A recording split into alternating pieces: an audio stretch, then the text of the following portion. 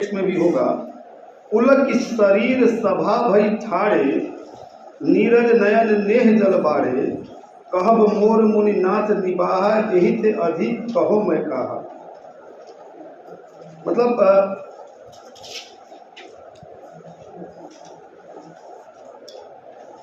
राम को सुन करके, गुरु को सुन करके भरत इतने भाव विह्वल हो गए कि तुलसी लिखते हैं कि पुलकी शरीर सभा भय ठाड़े, शरीर से पुलकित होकर के। मैं तो अभी उस पक्ष पे नहीं जा रहा हूँ जिस पक्ष में उनका भाषिक सौंदर्य है, नहीं तो एक चौपाई के अर्धांगियों पर ही बात करते करते घंटों गुजर जाएंगे। जैसे यहाँ ये प्रयोग है तुलसी का कि पुल की शरीर सभा भय ठाड़े, पुल की शरीर। अब शरीर पुलकित है, अब पुलकित कैसे है? पुलकना जो भाव है, इस तरह के अनेक शब्द जो है हर चौपाई में तुलसी ने जो है डाल दिए हैं, जो भाव को मतलब वो जो गालिब कहते हैं ना कि है वो लफ्ज़ जो शर्मिंदा ये मानी न हुआ, जिसको विश्वनाथ त्रिपाठी भी कोट करते हैं। तो ये सारा का सारा संदर्भ आपको दिखाई देगा कि तुलसी के यहाँ अर्थ का संकट नहीं है, अर्थ की बहुविध छवियाँ हैं और वो बिल्कुल मतलब विजिबिलिटी तो इतनी है कि पूछिए मत। वैसे भी प्रबंध काव्य है और क्योंकि वाचिक परंपरा में जब रचा तो गया ही है, लेकिन वो कथा भी सुनाते थे। तो कथा की खूबी होती है कि वो ज़्यादा से ज़्यादा दृश्यों को विजुअलाइज करें, तो वो कर रहे हैं। उसके बाद दिखाते हैं उसी के बाद कि वो खड़े हो गए और कमल के समान उनके नेत्रों में आंसू आ गए। उसके एक चौपाई के बाद एक चौपाई की, शिशुपन ते परिहरहु न संग, कबहु न किन मोर मन भंग, मैं प्रभु कृपा रीति दिय जो ही हरहु खेल जिता वही मुँह। शिशुपन की बात है, प्रेम ऐसा है भाई कि बचपन से ही मैंने उनका साथ नहीं छोड़ा। परिहरहु न संग, कबहु न किन मोर मन भंग, और कभी उन्होंने मेरे मन को नहीं तोड़ा। जब मैं हार रहा था तब भी वे हार गए, और इस तरह से मुझे जो है क्या है हर्षित किया, ये प्रेम था। फिर एक दोहे के बाद लिखते हैं कि विधि न सकेउ सही मोर दुलारा, नीच बीच जल दिस। और ये हम दोनों भाइयों का ऐसा प्रेम था कि यह विधि से भी देखा नहीं गया, विधाता भी इसको सह नहीं पाया। हम कहते हैं कि ऐसा प्रेम तो किसी की नजर लग गई है। तो ये ऐसा प्रेम था जिस पर क्या है नजर लग गई, और यही हुआ कि दोनों कहा कि विधि न सकेउ सही मोर दुलारा, विधाता को भी मेरा दुलार अच्छा नहीं लगा, मेरे प्रति राम का स्नेह अच्छा नहीं लगा, ये प्रेम अच्छा नहीं लगा। और जो है क्या है उसने मेरी माँ के बहाने जो है क्या है यह जो है एक तरह से मेरे और राम के बीच में अंतर डाल दिया। मैंने उस दुलार में खटास पैदा कर दी, ताकि मन में तो आ ही जाए कि मन में ये भी आ सकता था राम के कि भाई भरत ने ये चाहा होगा तो कैकेयी ने मांगा होगा, या भरत के मन में आज तक नहीं आया था तो अब कैकेयी ने डाल दिया कि हो सकता है कि भाई राजा बन जाए तो तुम दास की तरह रहो। बातों का क्या है, बातें तो बस एक बार आनी चाहिए। मन ऐसा बवंडर उठाता है कि फिर पूछिए मत। आप जिन बातों को नहीं सोचते कुछ नहीं है, फिर कोई बात नहीं। लेकिन एक बार अगर वो बातें मन में आ गई, उठ गई, जरा सा भी कहीं से भी दाएं बाएं से प्रवेश कर गई, तो फिर तो उसकी कई शक्लें हैं, कई अवस्थाएं हैं, कई बवंडर हैं, कई तूफाने हैं। आप फिर झेलिए ना, झेलते रहिए, फिर चित्त स्थिर नहीं रहेगा, वो अस्थिर हो जाएगा। तो वो सब कुछ डाल दिया। और फिर उसके बाद अगले के अगले चौपाई में कहते हैं कि सपने हूँ दोषक लेसु न काहू, मोर अभाग उदधि होगाहू। मैं स्वप्न में भी किसी का दोष नहीं मानता कि किसी के करने से ये सब कुछ हुआ है। मेरी माँ, मैंने कहा ना कि कैकेयी को कैसे छोड़ा है, उसके ऊपर वाले चौपाई में ही आता है कि माँ तो मदी में साधु सुचाली, उर अस आनत कोटि कुचाली, फरई की ओदव बाली सुशाली, मुक्ता प्रसव की संबुक काली। है आपकी किताब में माता नीच और मैं सदाचारी और साधु हूँ, ऐसा हृदय में लाना भी करोड़ों दुराचार के समान है। ऐसा कैसे हो सकता है कि माँ नीच हो जाएगी और मैं अच्छा हो जाऊंगा? तो ये वही भाव है कि जहाँ तुलसी कंसेशन भी देते हैं अपने करेक्टर को, क्योंकि इसके पहले पश्चाताप हो चुका है। पछतावे के बाद, ग्लानि के बाद फिर जो है क्या है, किसी के भी अपराध को क्षमा किया जा सकता है। एक तो ये बात है, और दूसरी बात यह भी है कि माँ को भरत कोई दोष नहीं देते। पहले तो बहुत कुछ कहते हैं, लेकिन धीरे धीरे सब वापस ले लेते हैं, क्योंकि निर्मिति है, जननी है, वो जना है उसने। इसलिए ये कहा जाता है कि माता कभी कुमाता नहीं होती, कुपूत हो जाते हैं। लेकिन कैकेयी के बारे में ये कहा गया कि माता भी कुमाता हो सकती है, उसको हटाया। उस अनुताप वाले ने जो किया, उसमें ये भी कहा कि भाई कि धन्य धन्य वह एक लाल की माई जिस जननी ने है जना। तो ये चरित्र को उठाने की बात भी है कि उसको उठाते हैं। और दूसरा ये भी है कि तुलसी के यहाँ ऐसे बहुत से संदर्भ आएंगे और लोक में आता है कि किसी की एक आध भूल को लोग जो है सामान्यतः क्षमा कर देता है। वो प्रवृत्ति जन्य नहीं होनी चाहिए कि लगातार हो। तो कैकेयी ने और तो कुछ किया नहीं था, क्योंकि वो वही कैकेयी है जिसके किस्से भी रहे पूरी अयोध्या में। ये वही कैकेयी है जिसकी वजह से दशरथ बचे, जीवित रहे। ये वही कैकेयी है जिसने विचार नहीं किया और अपनी उंगली डाल दी जो है रथ के पहिए में। उसकी साहसिकता देखिए और उसका कौशल। और उन सब के बावजूद, कैकेयी के होने के बावजूद, और जाहिर सी बात है कि वो तीनों रानियों में सबसे युवा थी, इसके बावजूद कुछ उस तरह का फूट नहीं था। तो कैकेयी का एक स्वभाव ये भी है। लेकिन एक स्वभाव यह भी आता है जो किसी के चढ़ाने से और बरगलाने से, या माँ सरस्वती के, या वो जो कूटनीति है ऊपर बैठे देवताओं की, उससे ये सब कुछ घटित होता है। तो तुलसी बहुत देर तक, दूर तक लेकर के नहीं जाते कैकेयी को, उसे बहुत दंडित नहीं करते, मुक्त कर देते हैं। क्योंकि एक गलती और उस तरह की गलती को नहीं वो मानते। इसमें कहीं ना कहीं उनका वो पूरा का पूरा चरित्र उनके सामने है, जहाँ से उनका मूल्यांकन करते हुए फिर अंततः भरत से ये बात कहला ही देते हैं। और वही कहलाते हैं कि भाई मैंने तो पछतावा तक करते हैं भरत कि मैंने व्यर्थ जो है माँ को कटु वचन कहे, बिन समझे निज अग परिपाकु, पापों का परिणाम समझे बिना, निष्कर्ष सोचे बिना कि मैं कहने क्या जा रहा हूँ, क्या आरोप लगा रहा हूँ, मैंने आरोप लगा दिए। जारियु जाए जननी कही काकू, माता को कटु वचन बोला और अब उसकी अग्नि में खुद ही जल रहा है।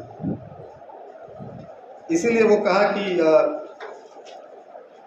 उसके बाद फिर कहते हैं, भूपति मरण प्रेम पनु राखी, जननी कुमति जगतू सब साखी, देखी न जाहि विकल महतारी, जर ही दुसह जर पुर नर नारी। माने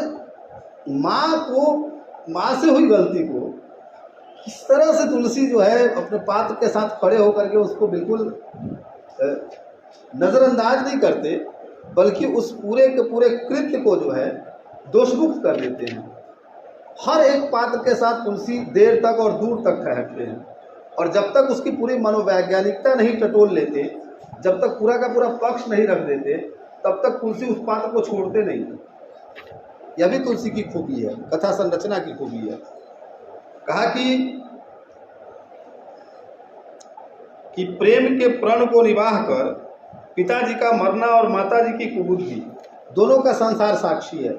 प्रेम की वजह से ही तो मरे पिता, कैकेयी को प्रण दिया था, और माँ अब मर रही है अपनी ग्लानि की वजह से, अपनी कुबुद्धि की वजह से। लेकिन माताएं व्याकुल हैं, वे देखी नहीं जाती। अवधपुरी के सामान्य नर नारी इस ताप से जल रहे हैं, माताएं जल रही हैं। यानी कि ये सब कुछ जो घटित हो रहा है, इसमें सारे के सारे लोग क्या हैं, दुखी हैं, ये कहते हैं।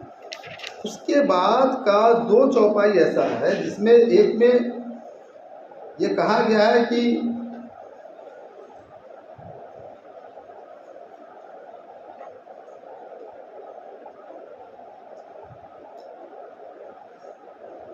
उसी में एक ऐसा होता है कि सभा में शोक की स्थिति आती है। सभा में शोक कब व्याप्त होता है? जब भरत ये कहते हैं, सुनी अति विकल भरत बर नारी, क्या कहते हैं? तेई रघुनंदन लखनु सिया अनहित लागे जाही, तासु तनय तजी दुसह दुख देव सहावई काहे। रघुनंदन लक्ष्मण सीता जिसको शत्रु जान पड़े, उसे कैकेयी के पुत्र मुझको छोड़कर देव दूसरा दुख और किसे सहावेगा, मैं ही तो उस दुख को सह रहा हूँ। इसको सुन करके सब शोक में डूब गए। फिर एक वर्णन आता है, राम कहते हैं कि तात जाय जिय करलु गलानी, इस अधीन जीव गति जानी। मत करो ग्लानी, जाने दो, छोड़ दो उसे, क्योंकि ये तो जीव की गति है, विधि का विधान है, ईश्वर ने पहले ही रच रखा है। इसलिए तुम तो केवल भोगता हो, करता हो, तुम पर घटित हो रहा है, तो व्याकुल होकर क्या करोगे? तीन काल तिय भुवन मत मोरे, पुण्य सिलोक तात तर तोरे। तीनों काल, भूत भविष्य वर्तमान, और तीनों लोग स्वर्ग पृथ्वी पाताल में सबसे बड़ा अगर पुण्यात्मा कोई होगा तो तुम होगे, बाकी पुरुष तुमसे नीचे ही होंगे। ये एक तरह से वरदान देते हैं राम भरत को, उनकी भक्ति का, उनके भातृत्व प्रेम का। खैर, इसमें अब एक जगह और है जहाँ जनक जो है जासूस भेजते हैं। मैंने वो कथा बता ही दी थी। दोहा संख्या 270 के बाद और 71 के पहले ये आएगा। और जब उनके जासूस खबर लेकर के आते हैं तो वो तुरंत जो है लौट चित्रकूट के लिए निकल जाते हैं। प्रयागराज में आकर के स्नान करते हैं। ये 271 दोहे के बाद तीसरी चौपाई है। दुघरी साधि चले तत्काला, किए विश्राम न मग महिपाला, भो रही आज नहाई प्रयागा, चले जमुन उतरण सब लागा। एकदम खबर आते ही तुरंत तैयार हुए, बिल्कुल निकल गए। महिपाल जो है वो मिथिला नरेश, और भोर में प्रयाग में पहुंच करके उन्होंने स्नान किया और फिर चित्रकूट के लिए रवाना हो गए। ये सब चलता है। प्रसन्नता कितनी है, मतलब कैकेयी तो ग्लानि से गली जा रही है, लेकिन मिथिला के नरेश के आने पर बाकी जो सामान्य नर नारियां हैं वे बहुत खुश हो गई हैं। वैसे भी अवध की नर नारियां खुश हो ही जाएंगी। जाहिर सी बात है कि लोग तो इसी तरह से सेलिब्रेट करता है ना, भाई फलाने के समधी, फलाने के समधन। ये तो पूरे गांव, पूरे नगर के समधी समधन हुए ना।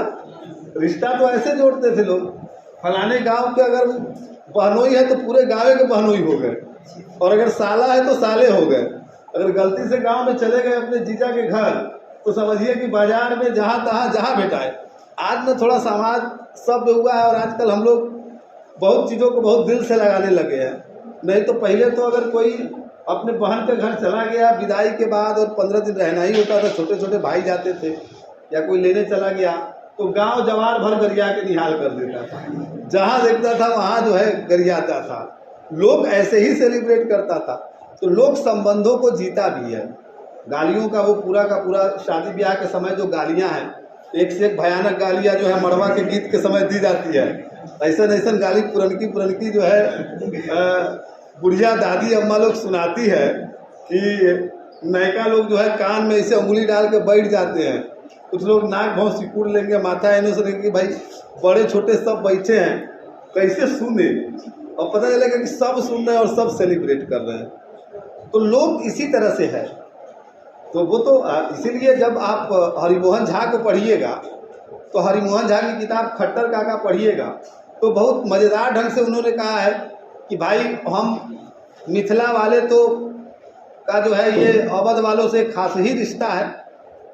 इसलिए जब हम अवध वालों से मिलते हैं तो फिर किस शैली में बात करते हैं आप समझ ही जाइए। और ये भी कहा है कि मिथिला में ये प्रचलित है कि वो अवध वालों को अपनी बेटी नहीं ब्याहते, क्योंकि राम ने जो किया था क्या वो कम है प्रमाण के रूप में। क्योंकि यहाँ बेटी देने का मतलब है कि उनको कष्ट देना, सीधे सीधे कष्ट के हवाले करना। तो मिथिलांचल के लोग जो है अवध के लोगों को अपनी बेटी नहीं देते, ब्याह नहीं करते, बचते हैं इधर ब्याह करने से। यह भी लोग है, बहुत मज़ेदार है खट्टर काका, कभी पढ़िएगा, राजकमल से छपा है। और हरिमोहन झा की शैली तो अद्भुत है। तो इसीलिए जो है नर नारियाँ एकदम प्रमुदित हो गई है। और ये भी लगा कि चलो कम से कम अब कुछ सॉल्यूशन आएगा। अब मिथिला नरेश आ गए हैं तो भाई जब दशरथ नहीं है तो पिता तो वही हुए ना, ससुर है तो जाहिर सी बात है कि पिता है वो, और निर्णयात्मक भूमिका होगी उनकी। तो ये भी देखेंगे। और राम बहुत संकोची है, कहते हैं तुलसी की शील और संकोच के समुद्र हैं वे, तो फिर उनका पूछना ही क्या। वो मिथिला नरेश के सामने में भी वो नहीं करते। एक जगह शोक और ज्ञान का संदर्भ आता है, ऐसे बहुत सारे संदर्भ हैं। खूब जगह बात होती है। मिथिला के साथ एक दिन तो भूखे रह जाते हैं बिना खाए प्यासे सब। ये दोहा संख्या 277 के पहले और बाद में है। देखिएगा कि क्या स्थिति बनती है। 4 दिन बीत जाते हैं दोहा संख्या 79 के बाद। देखिएगा कोई निर्णय नहीं हो पाता है। लोग सोचते हैं कि सीताराम के बिना कैसे लौटे, जब यहाँ तक आए थे इतने दिन से इंतजार कर रहे थे। और इसी तरह से चीज़ें बीतती हैं। बाद में वो सारा का सारा मामला तय होता है। फिर वही होता है कि भरत ही करेंगे। सारी सामग्री व्यवस्था लेकर के गए थे, ये होता है कि राज्याभिषेक कर दिया जाए और भरत ही जाकर के शासन करें। ये सब घटित होता है। फिर भरत कहते हैं कि मैं इस चित्रकूट को और इस पर्वत प्रदेश को देखना चाहता हूँ। फिर राम कहते हैं कि ठीक है, देखो, घूमो फिरो।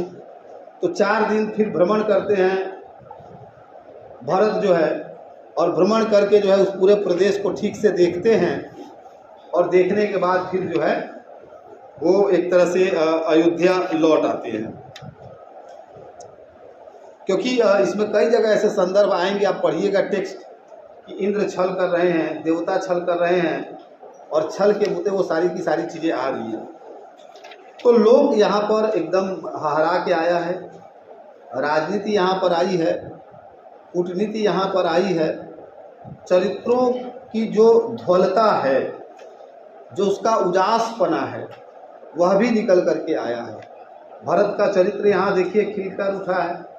कैकेयी का चरित्र जो है, जो दबा था, वो पूरा एक तरह से क्या प्रकाशमान हो जाता है। शत्रुघ्न एकदम कंधे से कंधा मिला करके खड़े हैं। राम के पास बहुत स्पेस है, लेकिन राम पद लेने को तैयार नहीं है। मिथिला नरेश की वो पूरी की भूमिका, जो एक पिता की भूमिका हो सकती है, वो सारी की सारी भूमिका इस पूरे के पूरे कांड में दिखाई देती है। गुरु सब कुछ है, वशिष्ठ है, विश्वामित्र है, अरुंधति है, सब हैं और सब अपनी तरह से कोशिश करते हैं, और सब अपने अपने सामर्थ्य में डटे हुए हैं। यह सारा का सारा समाज जो है यहाँ पर है, वो सारा का सारा। और उस समाज में सबसे बड़ी बात है कि पूरी अयोध्या है, उसका जन सामान्य है, सारे सभासद हैं। तो एक जो जिसे कहते हैं कि ये जो सभा है चित्रकूट की, जहाँ पर सब बैठे हैं, जिसे ज्ञान की सभा कहा गया और जिसे राजनीति की दरबार की तरह कहा गया, ये दरअसल ऐसी वैचारिकी का यह पक्ष, भावुकता का यह पक्ष, और वैचारिकी और भावुकता के साथ भक्ति का पक्ष, प्रेम का पक्ष, शील का पक्ष, स्वभाव का पक्ष, ये सब कुछ जिस कदर से आया है इस कांड में, वही इस कांड को रामचरितमानस का हृदय स्थली बनाता है। निसंदेह मार्मिकता के बहुत सारे आयाम, बहुत सारे पक्ष यहाँ पर आ गए हैं, फूल गए हैं, खिल गए हैं। अरण्य कांड के 1-2 संदर्भ में बता चुका। अब उत्तरकांड पर थोड़ी सी बातचीत करूँगा। और उत्तरकांड पर जो बातचीत है वो ये है कि मैंने पहले ही आपसे कह दिया है कि साहब, उत्तरकांड में एक तो राम राज्य है और दूसरा कलिकाल का वर्णन है, यही है ना।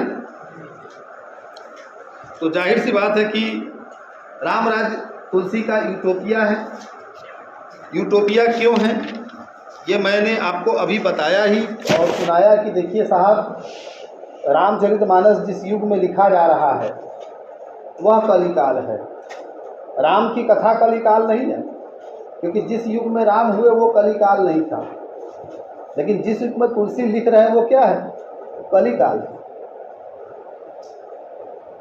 और उसके बहुत सारे दृष्टांत मैंने शुरू में ही आपको दे दिए कि क्यों कलिकाल है।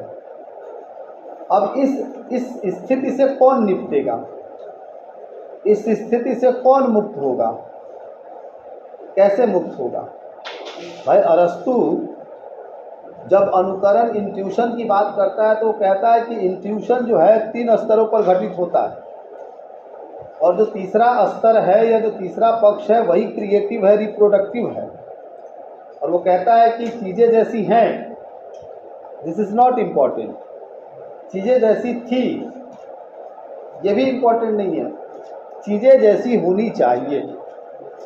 कवि की दुनिया का सबसे बड़ा सत्य यही है, मनुष्य होने का भी सबसे बड़ा सत्य यही है।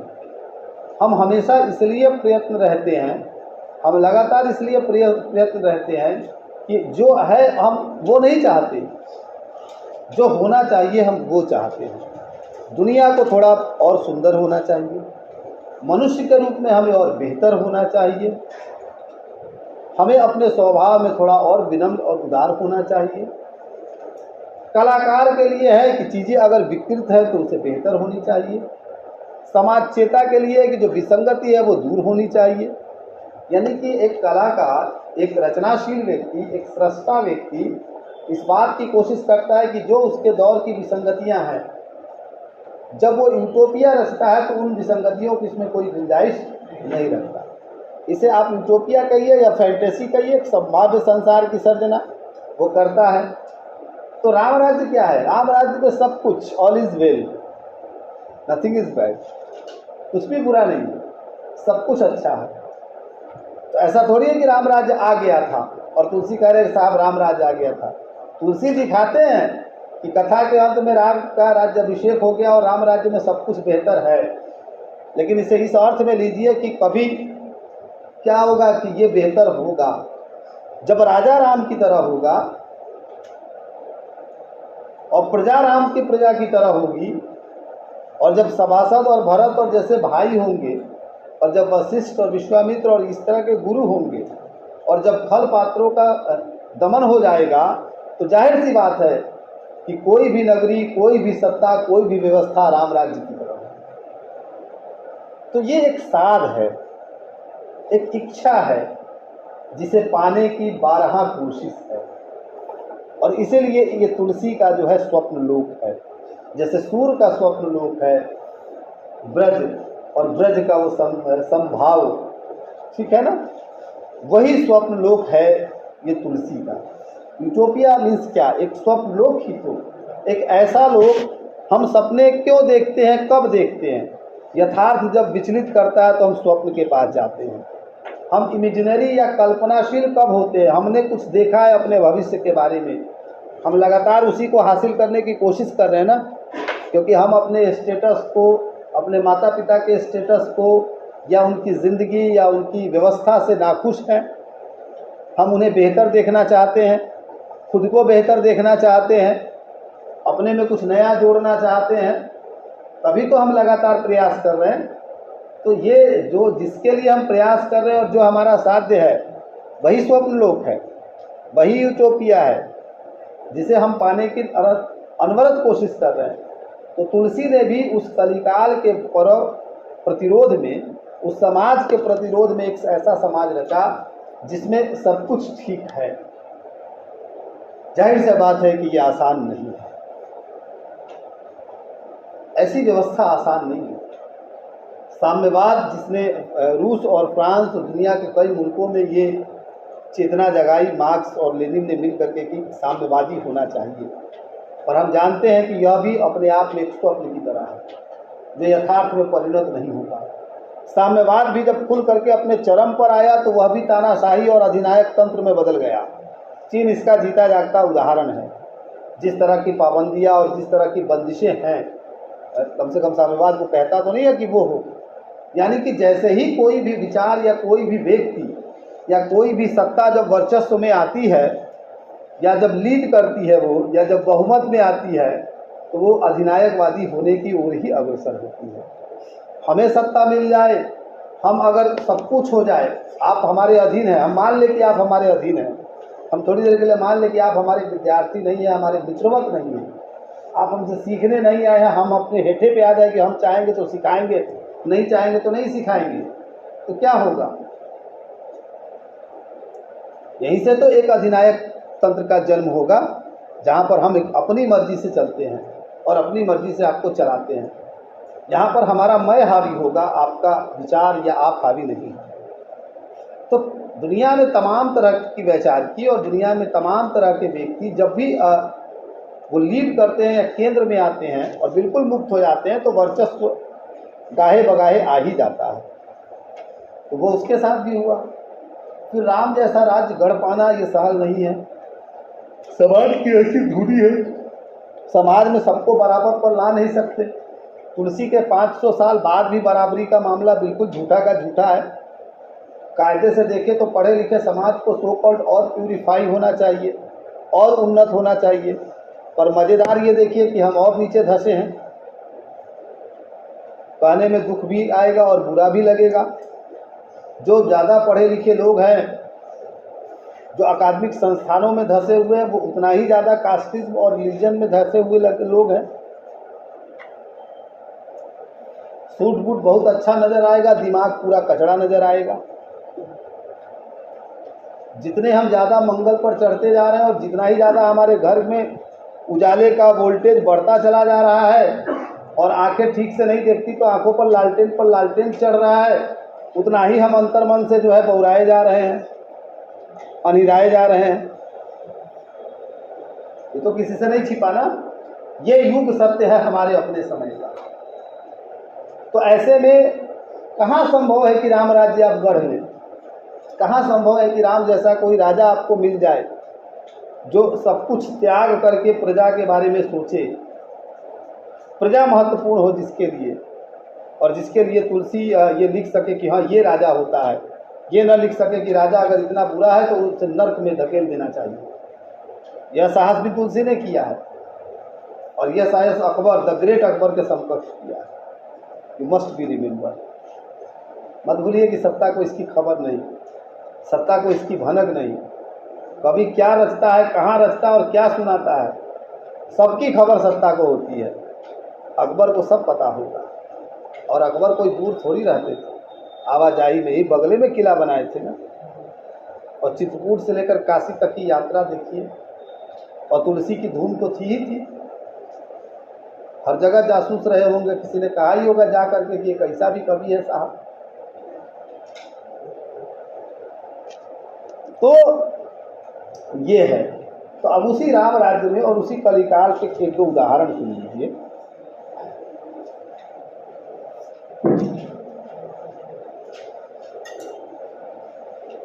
और वो पूरी कथा काव्यकुंडी गरुड़ के हवाले से है।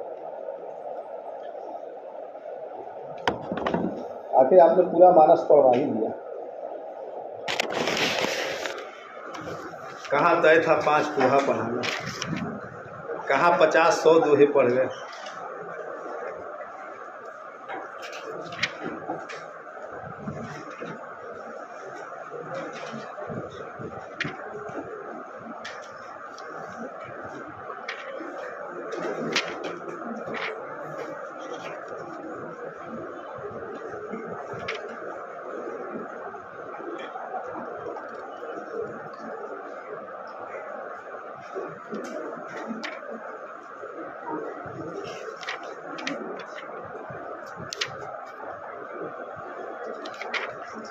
तो आइए भाइयों,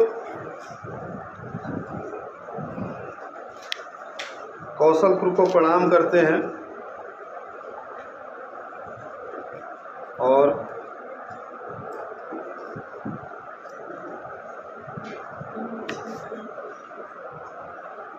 जब राम को छोड़ करके राज्य अभिषेक वगैरह हो करके जब बाली, अंगद, हनुमान सब लौट गए, क्या कि प्रभु अब आप अब मगन होइए, राज करिए। अब तो हम चले अपने देश, राना का देश भी राना, वापस अपने देश लौटते हैं।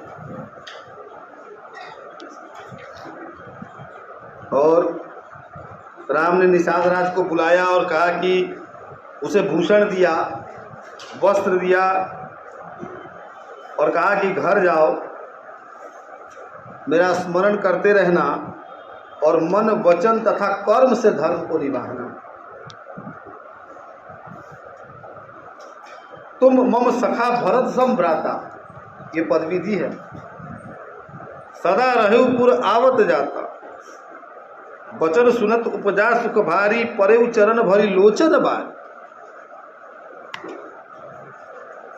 कि तुम मेरे मित्र हो और भरत के समान हो। दोहा संख्या इसमें 19वां ग के बाद की दूसरी चौपाई। तुम मेरे मित्र हो और भरत के समान भाई हो, अयोध्या में आते जाते रहना। ये सब सुन करके निषाद राज भाव विह्वल हो गया, चरण पर गिर पड़ा, आंसू आ गए, क्योंकि ये प्रेम निषाद राज को मिला ही नहीं था। वहाँ तो उसे ये था कि संकट में है तो प्रेम दे रहे हैं, लेकिन इसकी उम्मीद नहीं की थी कि राम जब राजा भी हो जाएंगे तो भी उसी प्रेम से जो है हा हा करके मिलेंगे जैसे कि पहली बार मिले थे। अब उसके बाद जो है कहते हैं कि दोहा संख्या 20 से शुरू करते हैं तुलसी। वर्णाश्रम निज निज धर्म, निरत वेद पढ़ लोग, चल ही सदा पाव ही सुख ही, नहीं भय शोक न रोग। सब लोग अपने अपने वर्ण और आश्रम के हिसाब से धर्म पूर्वक निवाह कर रहे थे, सुख पाते थे, सतमार्ग पर चलते थे, किसी को किसी बात का दुख नहीं था, किसी को कोई रोग सताता नहीं था। तो इसी के बाद वो चौपाई आती है, दैहिक दैविक भौतिक तापा, राम राज नाही कहूँ व्यापा, सब नर कर ही परस्पर प्रीति, चल ही स्वधम निरत श्रुति नीति। यही वो चौपाई है, याद कर लीजिएगा, जहाँ से वो राम राज्य का कॉन्सेप्ट,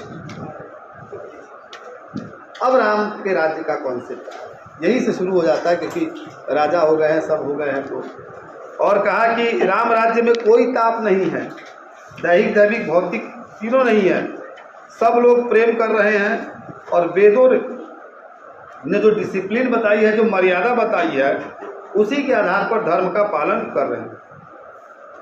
फिर उसके एक चौपाई के बाद एक जगह लिखते हैं, अल्प मृत्यु, कमाल का पद है ये, कमाल का। वर्तमान सत्ता को इससे सीख लेनी चाहिए, वर्तमान व्यवस्था को मैं सत्ता कह रहा हूँ। आप कल्पना नहीं कर सकते कि तुलसी ये बात कह देंगे और झटके से ये बात निकल जाती है। और आप अगर साइंस और मेडिकल साइंस के स्टूडेंट हैं तो सोचिए, अल्प मृत्यु नहीं कौनो पीरा, सब सुंदर सब बिरुज शरीरा, नहीं दरिद्र कोई दुखी न दीना, न कोई अबुध न लक्षण हीना। मृत्यु दर कम हो गई है, छोटी अवस्था में मृत्यु नहीं हो रही है।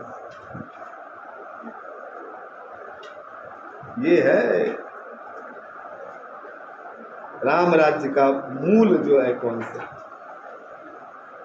कि अगर राम राज्य है तो सबसे पहले जनमानस आया, और उसमें ये आया कि छोटी अवस्था में मृत्यु नहीं हो रही है, यानी कि मृत्यु दर, क्योंकि ज़्यादातर बच्चे मरते हैं ऑन द वे और बर्थ के बाद बहुत सारे बच्चों की मृत्यु हो जाती है।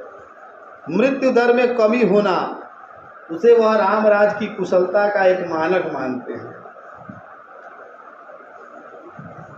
एक मानक मानते हैं इसे। कहते कौनो पीड़ा, कोई पीड़ा नहीं है, सब सुंदर सब बिरुज शरीरा, सब सुंदर है और किसी को किसी प्रकार का रोग नहीं है, नहीं कोई अबुध न लक्षण हीना, नहीं दरिद्र को दुखी न दीना, न कोई दरिद्र है, न दुखी है, न दीन है, न कोई मूर्ख है और न शुभ लक्षणों से हीन है। सारे के सारे राम राज्य में रहने वाले लोग ऐसे हैं। इसलिए एक चौपाई अर्धाली में और कहा उसके आगे, सब निर्दम्भ धर्मरत पुनि, नर अरु नारी चतुर सब गुनी। कोई भी दम्भ वाला नहीं है, दम्भ रहित है, सब धर्मपरायण है, पुण्यात्मा है। पुरुष हो या स्त्री, सभी गुणाचारी हैं, सभी गुणवान हैं। यहाँ चाहते तो सिर्फ पुरुष रख सकते थे, आपको आरोप हो सकता है कि राम राज्य का कॉन्सेप्ट रख रहे थे तो स्त्रियों को कैसे गुणी कह गए। ये वही तुलसी है ना जिसके लिए आप एकदम मरे जाते हैं, लड़े जाते हैं कि साहब इन्होंने तो ढोल गवार शूद्र पशु नारी एक ही जगह तौल दिया, सब कहा। लेकिन जब तुलसी ने अपना कली वर्णन किया तो ये कहा क्योंकि लोग यही कहता था, लोग इससे ज़्यादा स्त्री को नहीं मानता था। लोक में क्या है, हमारे समय के भी लोक में स्त्री की क्या स्थिति हमने बताया ही थे आपसे, छिपी नहीं है। अभी भी स्त्री को सेकेंडरी मानते हैं, घरों में भी सेकेंडरी माना जाता है, भाइयों बहनों में भी बहनें सेकेंडरी होती हैं, द्वितीयक होती है, आवश्यकताओं में उनकी आवश्यकताएं सेकेंडरी होती है, चुनाव में उनका चुनाव सेकेंडरी होता है।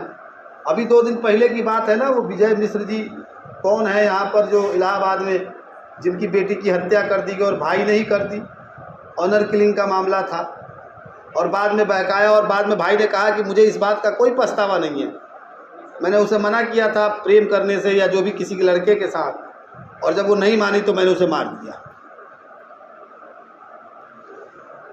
तो ये क्या यही स्थिति पलट करके भी देख सकते हैं? नहीं देख सकते। तो आप तो इतने सालों के बाद भी ऐसा समाज नहीं रच पाए जिसमें कि ये गुंजाइश हो। एक से एक प्रोग्रेसिव लोगों को मैंने देखा है, एक से एक प्रोग्रेसिव लोगों के साथ मेरा उठना बैठना है, और एक से एक नॉन प्रोग्रेसिव लोगों के साथ भी उठना बैठना है। मैं ये बात क्यों इनकार करूं? और मैं ये भी नहीं कहूँगा कि मैं प्रोग्रेसिव हूँ, लेकिन मंच पर बोलना, यहाँ बैठ करके प्रवचन देना, ये बहुत सहज है, आसान है। बड़ी बड़ी बातें निकलती है लच्छेदार, लेकिन प्रैक्टिकल लाइफ में हम क्या दर्जा देते हैं, कहाँ रखते हैं, कितना मान है, कितना सम्मान है और क्या है, पता चलेगा कि प्रोग्रेसिव तो हैं, लेकिन घर जाएंगे और पत्नी अगर काम करके भी आएगी तो पत्नी ही चाय बनाएगी, वहाँ पर प्रोग्रेसिवनेस काम नहीं आएगा। तो क्या ही दिया हमने, सेकेंडरी तो रखा। तो तुलसी ने अगर कलयुग का वर्णन करते हुए स्त्री को उसी निगाह से देखा जिस निगाह से समाज देखता था, समाज में इससे ज़्यादा उसकी स्थिति नहीं थी।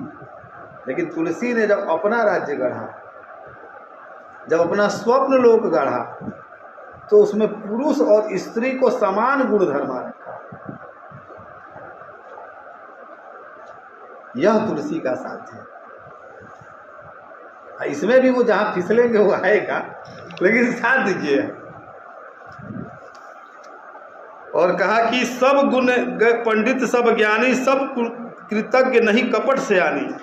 सभी गुणों का आदर करने वाले पंडित हैं तथा सभी ज्ञानी हैं, सभी कृतज्ञ हैं, कपट चतुराई किसी को नहीं आती। और कहते हैं काकभूसुंडी जी कि हे पक्षीराज गरुड़, आगे की कथा सुनिए। राम राज नभ गेस सुनु सचराचर जगमाही, काल कर्म स्वभाव गुण कृत दुख काहू नाही। राम राज्य में जड़ चेतन सारे के सारे काल कर्म स्वभाव गुणों से उत्पन्न, किसी को कोई दुख नहीं, किसी को कोई बंधन नहीं, कुछ भी नहीं है सब। इसलिए एक जगह कहते हैं कि सब उदार सब पर उपकारी, ये राम राज्य है। विप्र चरण सेवक दल, सब उदार हैं, नर नारी दोनों उदार हैं, सब पर उपकारी, सभी परोपकारी हैं, और सभी ब्राह्मणों के चरणों के सेवक है। विप्र चरण सेवक नर नारी, और सभी ब्राह्मणों के क्या है, सेवक हैं। एक नारी व्रत रत सब झारी, सभी पुरुष एकमात्र एक पत्नी व्रती हैं। और ते मन बच कर्म पति हितकारी, और सभी स्त्रियां मन वचन कर्म से पति की हितकारी हैं।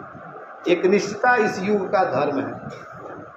पुरुषों के पास एक ही स्त्रियां व्यवस्था से नहीं कर रहा, मतलब एक ही चुनाव है, दूसरा नहीं। स्त्रियों के पास भी दूसरा चुनाव नहीं है, वह विचार नहीं है। एक बात यहाँ पर जो कही उसको लेकर के विवाद कर सकते हैं या बहस। विप्र चरण सेवक नर नारी, ब्राह्मणों का जो है चरण जो है क्या है कि सेवक सभी हैं, सभी ब्राह्मणों की सेवा करते हैं। अब इसमें ये है कि राम राज्य में ये बात कही है और अरण्य कांड में ये बात कही है कि पूजहि विप्र सकल गुण, कि विप्र अगर सकल गुण है तभी उसको पूजना चाहिए या पूजते हैं। कली काल में तो सब पूजते हैं, जितने धूर्त और लंपट है वही श्रद्धा के पात्र हैं।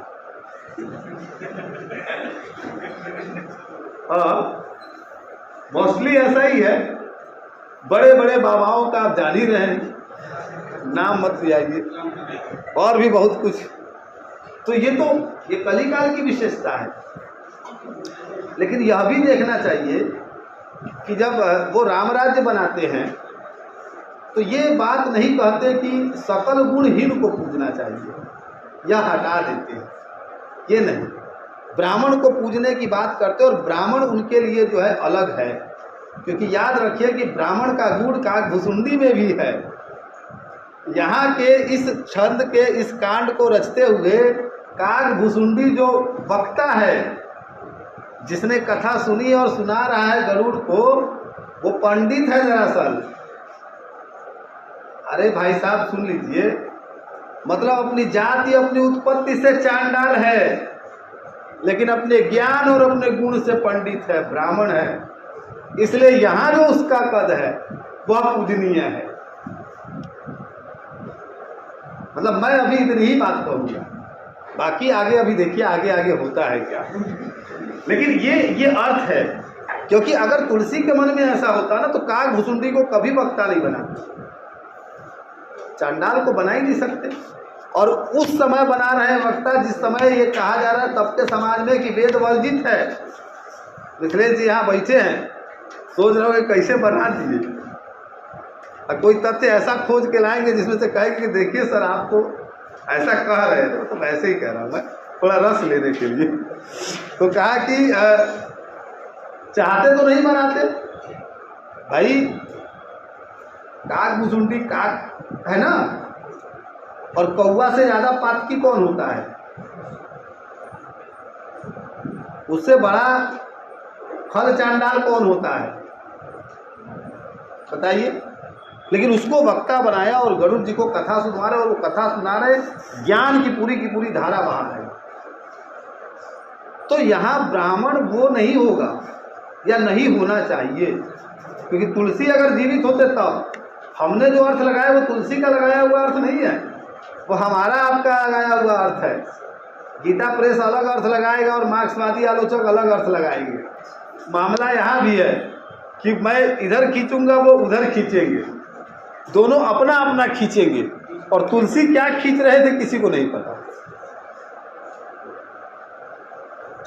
मैं अपना खींचूंगा, अगर कोई दक्षिणपंथी है तो वो कहेगा कि हमारे लिए तुलसी ये, राम ये। कोई वामपंथी है तो कहेगा हमारे लिए इसका अर्थ ये और ये अनर्थ। अरे भाई साहब, तुलसी की आत्मा को ही बुला के पूछ लेते। जैसे कितने पाकिस्तान में क्या होता है, कमलेश्वर का ये उपन्यास पढ़ा है किसी ने? नहीं पढ़ा।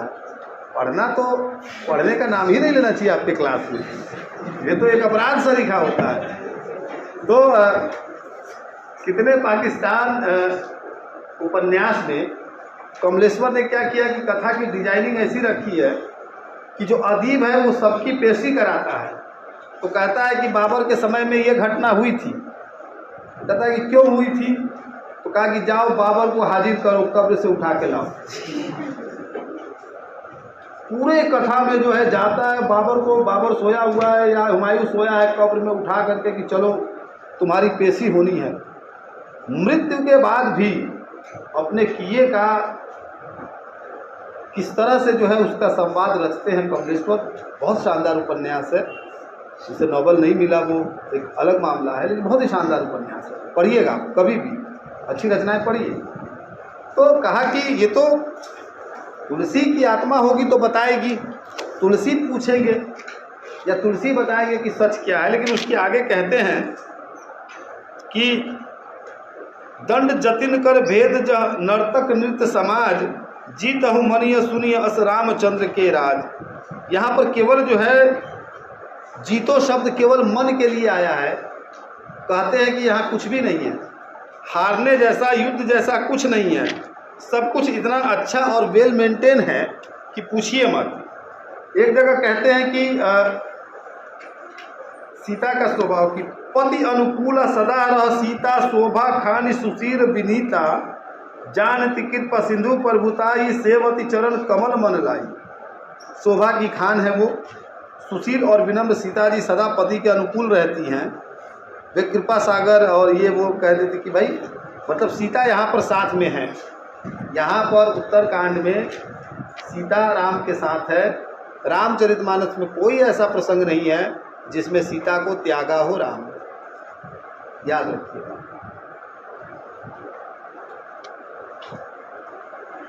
दूसरी किताब में है, और जिस दूसरी किताब में है खोज के पढ़िए कि क्या है।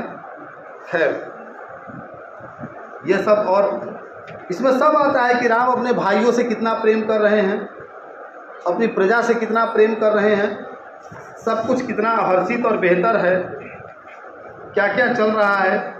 सुमन बाटिका सब ही लगाई विविध भांति करी जतन बनाई लता ललित बहुजाति सुहाही फूल ही सदा बसंत की नाई। वाटिकाएं हैं, सब कुछ है, सारा कुछ है। बाजार कितना बढ़िया है देखिए तुलसी के यहाँ और राम राज्य का बाजार। बाजार रुचिर, दोहा संख्या 27 के बाद, रुचिर न बनई बरनत वस्तु बिनुगत पाइये जह भूप राम निवास तह की संपदा किमि गाइये। बैठे बजाज सराप बनीक अनेक मनहु कुबेर ते सब सुखी सब सचरित सुंदर नारी नर शिशु जरठ जे। मतलब सुंदर बाजार का वर्णन करते नहीं बनता। सभी वस्तुएं मिल रही हैं, बिना मूल्य के मिल रही हैं, और वहाँ की रमणीयता देखते बनती है। करोड़ों का व्यापार है, लेन देन है, वणिक बैठे हुए हैं, स्त्री पुरुष बच्चे और बूढ़े जो भी है सभी सुखी सदाचारी और सुंदर है। बेमोल का अर्थ ये भी है कि मोल भाव के बगैर, यह भी है। लेन देन में अगर पैसे का जिक्र आया तो मोल भाव, मतलब कोई मुलाता नहीं है, हुज्जत नहीं करता है, यानी कि कीमत ज़्यादा नहीं ली जा रही है, सब वही कीमत ले रहे हैं जो वाजिब है, और उसी के आधार पर वस्तु विनिमय और बाजार चल रहा है। नगर के उत्तर दिशा में सरयू नदी बह रही है, उसका महात्म्य है, सारे स्त्री पुरुष और इसका महात्म्य है, ये सब चला जाता है।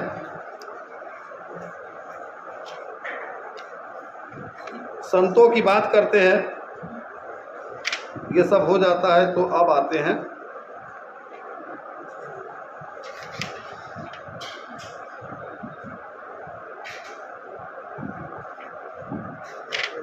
अब अंतिम हिस्से की तरफ आ रहे हैं।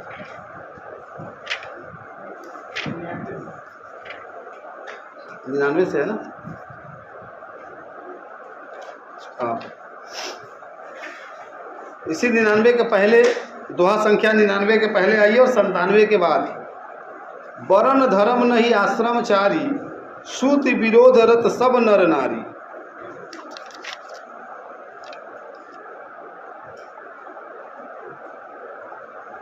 इसके एक पहले और आइए, दोहा संख्या 96।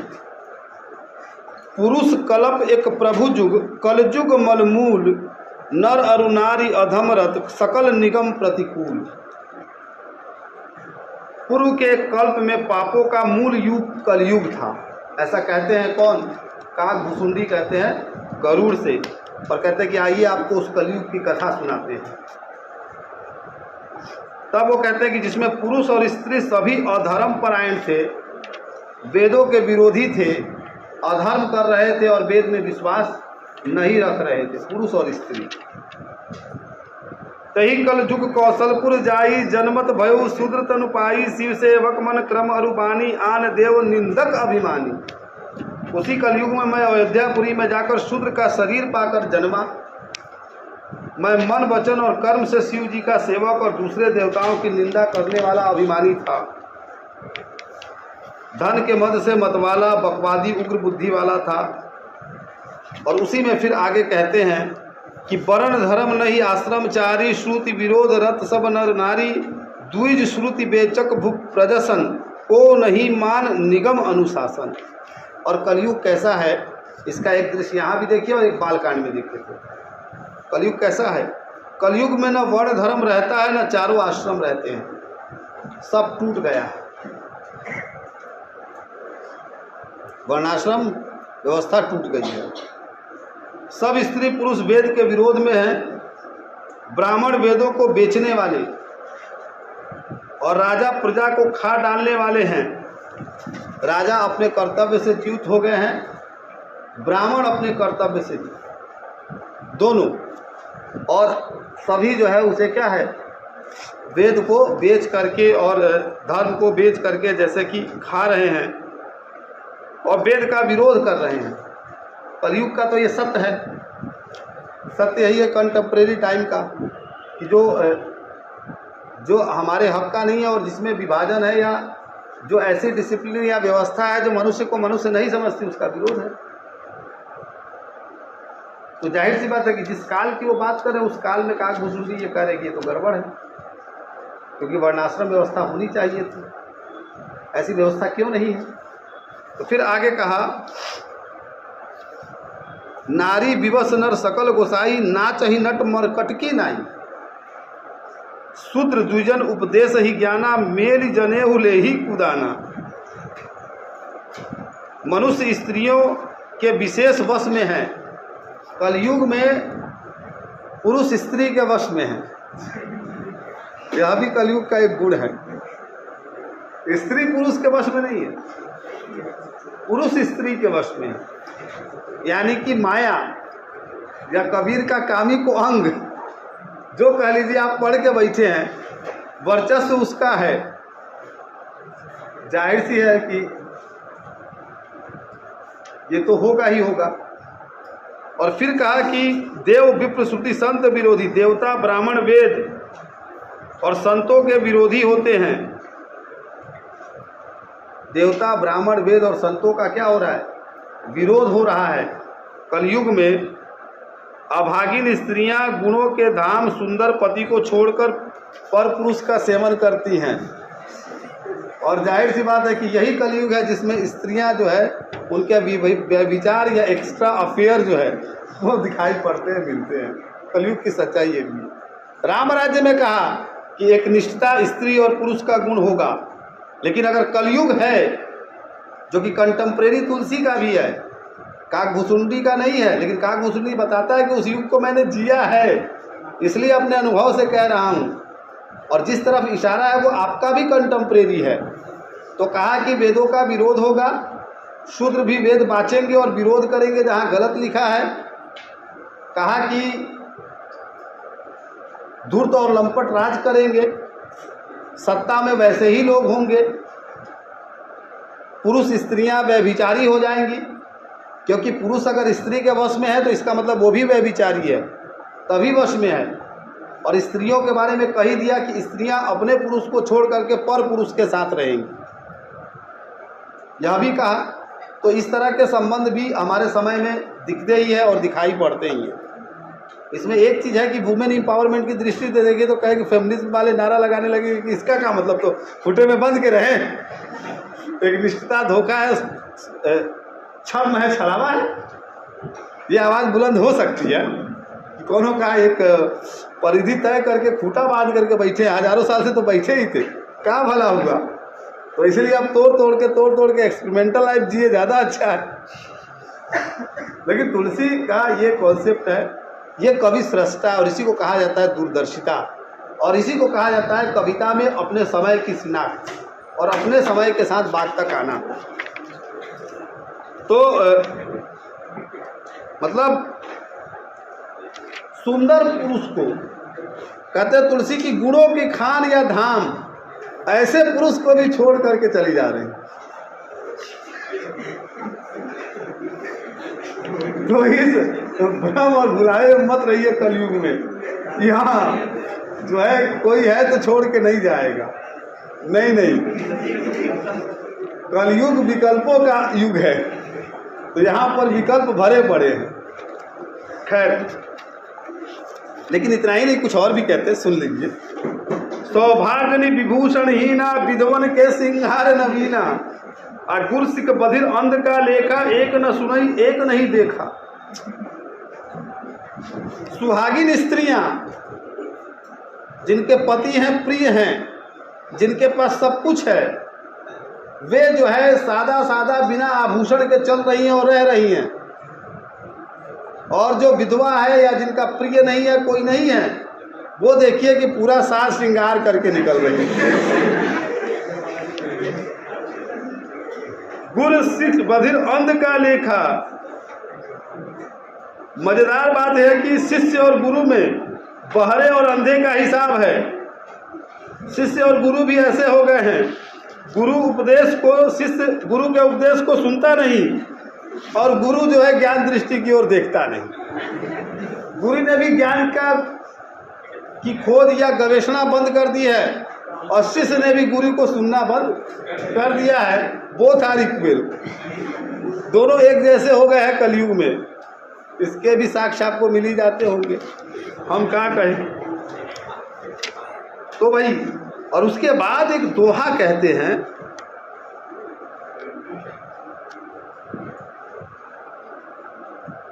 99 का, और उसके पहले एक चौपाई कहते हैं उसके ठीक बाद का। हरई शिष्य धन शोक न हरई, सो गुरु घोर नरक महु परई।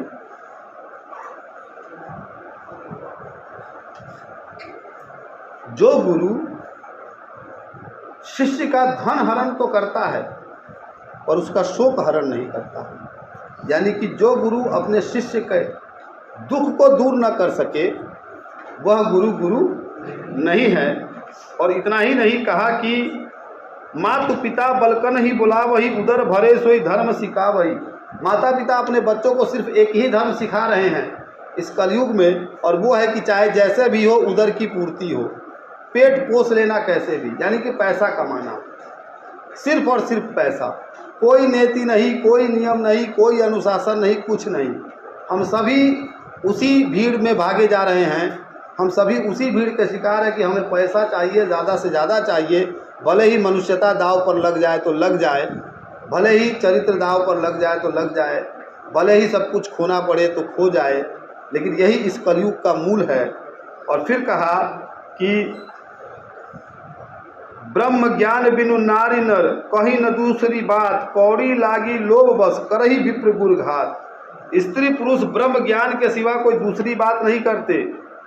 थोड़े से कौड़ियों के लिए ब्राह्मण और गुरु की हत्या कर देते हैं, या थोड़े से कौड़ियों के लिए यानी कि धन के लिए, या थोड़े से आवेश में, या थोड़े से प्रतिकूल होने पर ही वो ब्राह्मण की यानी कि पंडित की और गुरु की हत्या कर देते हैं। यह भी इसी कलयुग में है।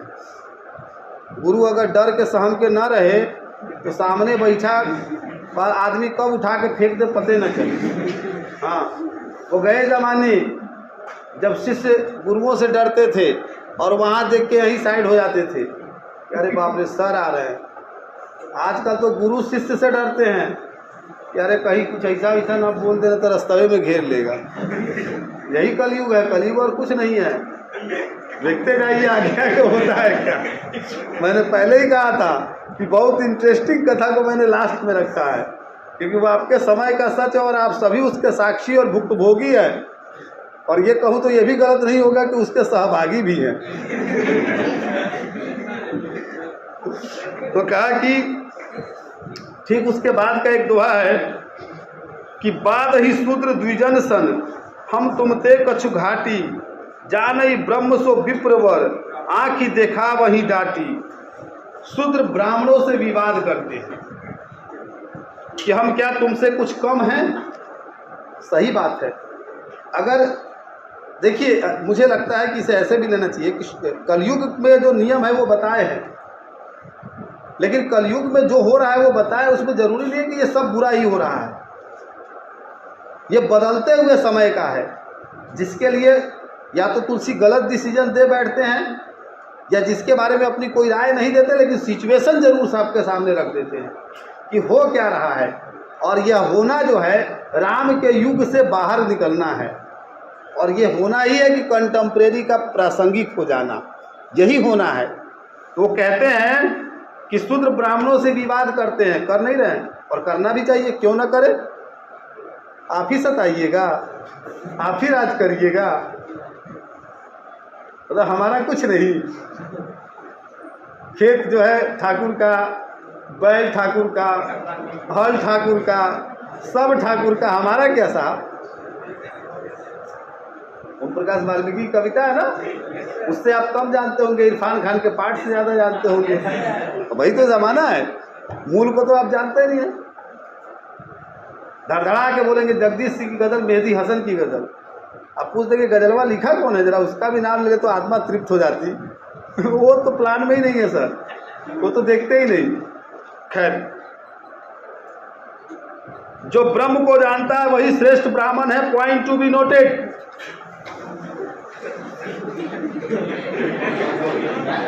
अरे नोटेड मतलब ध्यान दे, ये वो वकालत नहीं चल रही है। और नोटेड मतलब इधर ध्यान दे कि अगर इस पंक्ति को लेकर के कहे कि शूद्र ब्राह्मणों से विवाद करते हैं और कहते हैं कि तुमसे हम कुछ कम हैं, तो उसके आगे यही रचा कि जानई ब्रह्म सो विप्रवर। जो ब्रह्म को जानता है वही विप्र है, और वो शूद्र भी जान सकता है, वो ब्राह्मण भी जान सकता है। जो ब्रह्म को जानता है वो विप्र है, जो ज्ञान को जानता है वो पंडित है, वो ब्राह्मण है।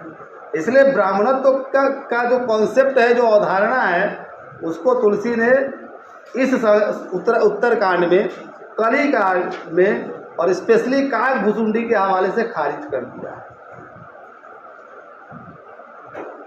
इसीलिए एक चीज देखिए ना, रामचरितमानस को इतने ठहर करके और इतने सावधानी से पढ़ने की चीज है।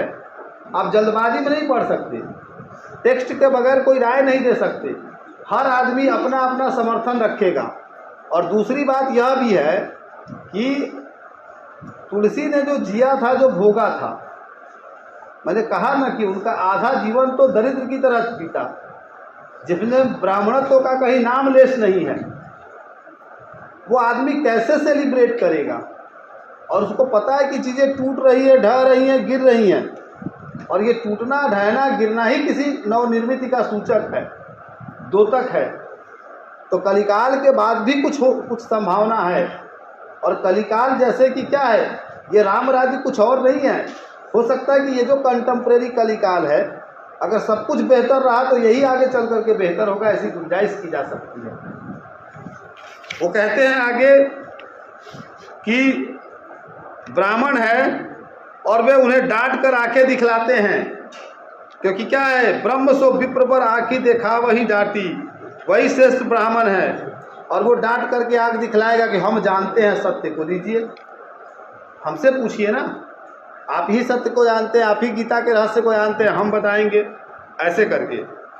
पर त्रिय लंपट कपट सयाने, मोह द्रोम ममता लपटाने। देखो और सुन लीजिए बढ़िया सा। पराई स्त्री में आसक्त हैं लोग, कपट करने में चतुर हैं, मोह और द्रोह में के ममता में लिपटे हैं, मनुष्य को अभेदवादी बताते हैं, यानी कि ब्रह्म और जीव को एक बताने वाले ज्ञानी हैं। मैंने उसी कलयुग का चित्र देखा है या चरित्र देखा है कि कलयुग कैसा है। और उसी के जो वर्णाधम तेल कुम्हारा, स्वपच किरात कोल कलवारा, नारी मुई गृह संपत्ति नासी, मूड मुड़ाई हो ही सन्यासी। ला तेली कुम्हार, हंसना का है भाई, ऐसी का है हंसी? रैदास जब डंके की चोट पर कह सकते हैं तो आपको इतना काहे हंसी आ रही है? चांडाल, भील, कोल, कलवार जो वर्ण में नीचे हैं, स्त्री के नारी मुई गृह संपत्ति नासी, मूड मुड़ाई हो ही सन्यासी। संपत्ति के नष्ट होने पर और स्त्री के नष्ट होने पर वे सिर मुड़ा करके सन्यासी हो रहे हैं, यानी कि ये भी सन्यास धारण कर रहे हैं। अब सन्यास पर एकाधिकार नहीं रह गया ब्राह्मणों का और विप्रों का। दर्द तो होगा, लेकिन किसे दर्द हो रहा है? तुलसी को। कलयुग का दृश्य खींच रहे हैं तो दर्द क्या ही है। अब कह सकते हैं, मैंने वही तो कहा कि इंटरप्रिटेशन जो कर लीजिए, और दृश्य तो दिखाई दिया कि सन्यासी हो रहे हैं। दर्द तो अब मैं कह नहीं सकता। ते विप्रन सन आप पूजा वही, ब्राह्मणों से अपने को पूजवाते हैं। उभय लोक निज हाथ न सावहीं, अपने ही हाथों दोनों लोग नष्ट करते हैं, ये दुख है। विप्र निरक्षर लोलुप कामी, ब्राह्मण अपड़ लोभी कामी आचरणहीन और मूर्ख। निराचर सठ बिसली स्वामी, नीची जाति की व्यभिचारिणी स्त्रियों के स्वामी होते हैं। और ऐसे भी है कि नीच विप्र जो है क्या है, व्यभिचारी स्त्रियों के स्वामी होते हैं। और दूसरा ये भी कहा कि भाई जो ज्ञानी होगा वह जाहिर सी बात है कि आप जाति से ब्राह्मण होंगे, लेकिन कर्म से अगर कोई पंडित है तो उसका पैर तो छूना ही पड़ेगा। तो पैर छूते समय तुलसी को कष्ट हो ना हो, लेकिन छूने वाला अगर सो कॉल्ड ट्रेडिशन है तो उसे बहुत कष्ट होता है। कहने की बात नहीं है, कहनी नहीं चाहिए, लेकिन हमारे यहाँ भी बहुत ऐसे शिष्य हैं जो कास्ट देख करके पैर छूते हैं और प्रणाम करते हैं। इसी विभाग में कम से कम मैं अपने अनुभव से बता सकता हूँ।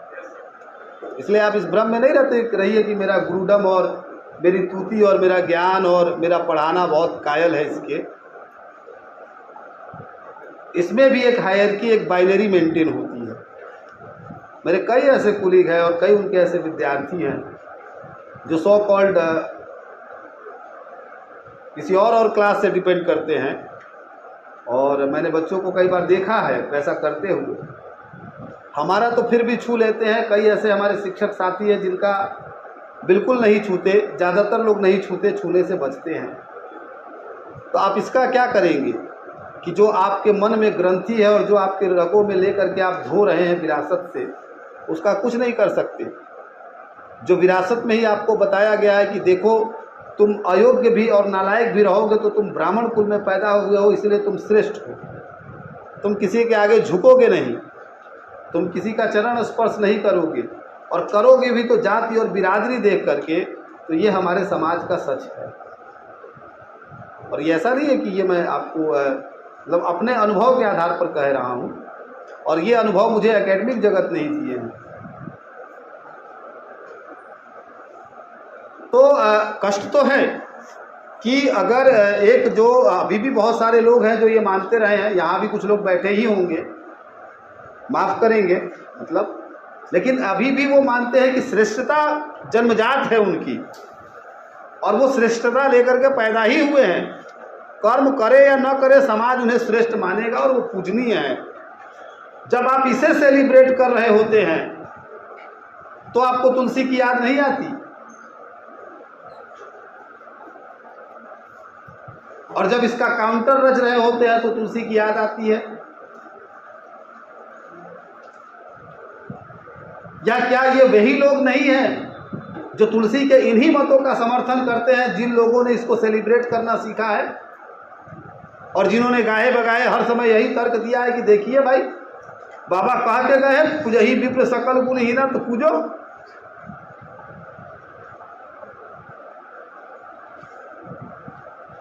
तो कई बार कविता का इंटरप्रिटेशन ऐसा किया, अर्थ ऐसा लगाया, उसे ऐसा बनाया, क्योंकि कष्ट है, हमें बताया गया है साहब ऐसा करना है। हम तो ऊंचे हैं तो ऊंचे हैं, हम फलानी जाति से ऊंचे हैं, हमारा गोत्र ऊंचा है। भीतर देवता की बाहर देवता पूछते हैं उतने में ऊंचे हो जाते हैं। इस फूल से पूछते हैं कि उस फूल से पूछते हैं, इतने में ऊंचे हो जाते हैं। तो ऊंचाई का जो अनुपात है हमारे समाज में, एक से एक ऊंचे होने में, जहाँ हर एक जाति अपने से नीची जाति खोज लेती है और हर एक निजी जाति को दबाया जाता है, और हर एक ऊंची जाति अपनी जाति को सेलिब्रेट करने में लगी हुई है, वहाँ क्या होगा? आप किस हक से कहेंगे? तो दुख तुलसी को होता हो या ना होता हो, लेकिन पूजने वाले को दुख होता है अगर बाइनरी से टूटे नहीं हैं तो, और पूजवाने वाले को भी दुख होता है। यही समाज है जिसमें अभी भी मुहावरा है कि अगर आप ब्राह्मण कुल से है तो किसी बड़े को पैर छूने जाइएगा, तुरंत मना कर दे, अरे आप मत छूइए पैर, जो है कौन कर्म से इसको सधाएंगे? आप पंडित जी हैं, ब्राह्मण हैं भाई, आपसे हम पैर नहीं छुआ सकते, है ना? बेटियों के लिए, अरे बेटियां देवी होती है, लक्ष्मी होती है घर की, उनसे पैर छुआएंगे? भले जो है अनुजा तनुजा में कोई भेद करे ना करे, लेकिन एक पक्ष तो रखेंगे कि बेटियां पैर नहीं छुएंगी। लीजिए भाई, वो तो लक्ष्मी है, देवी है। शक्ति की तमाम सारी चीज़ें उन्हीं के पास है।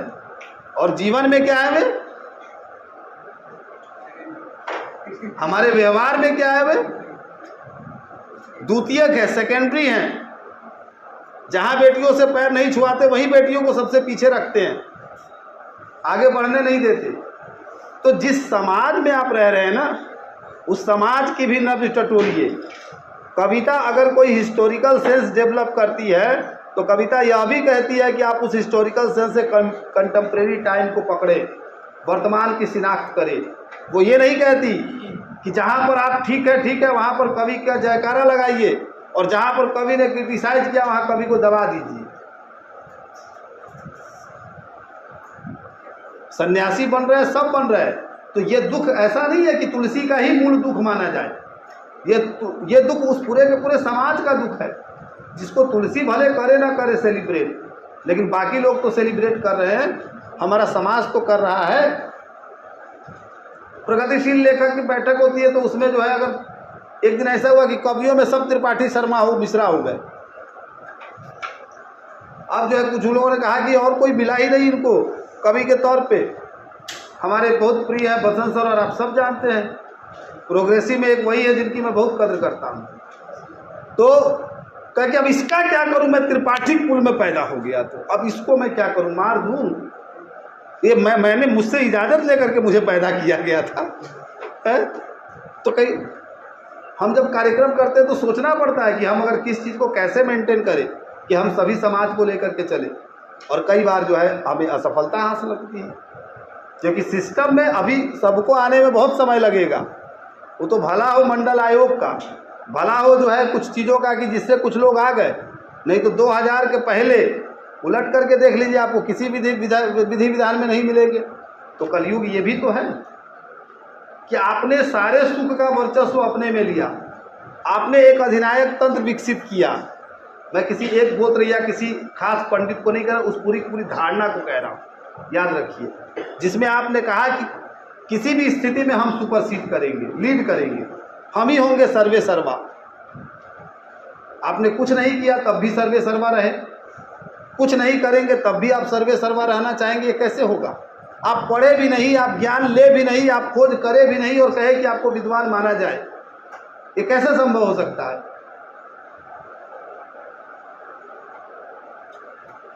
इसलिए पढ़िए वो जो है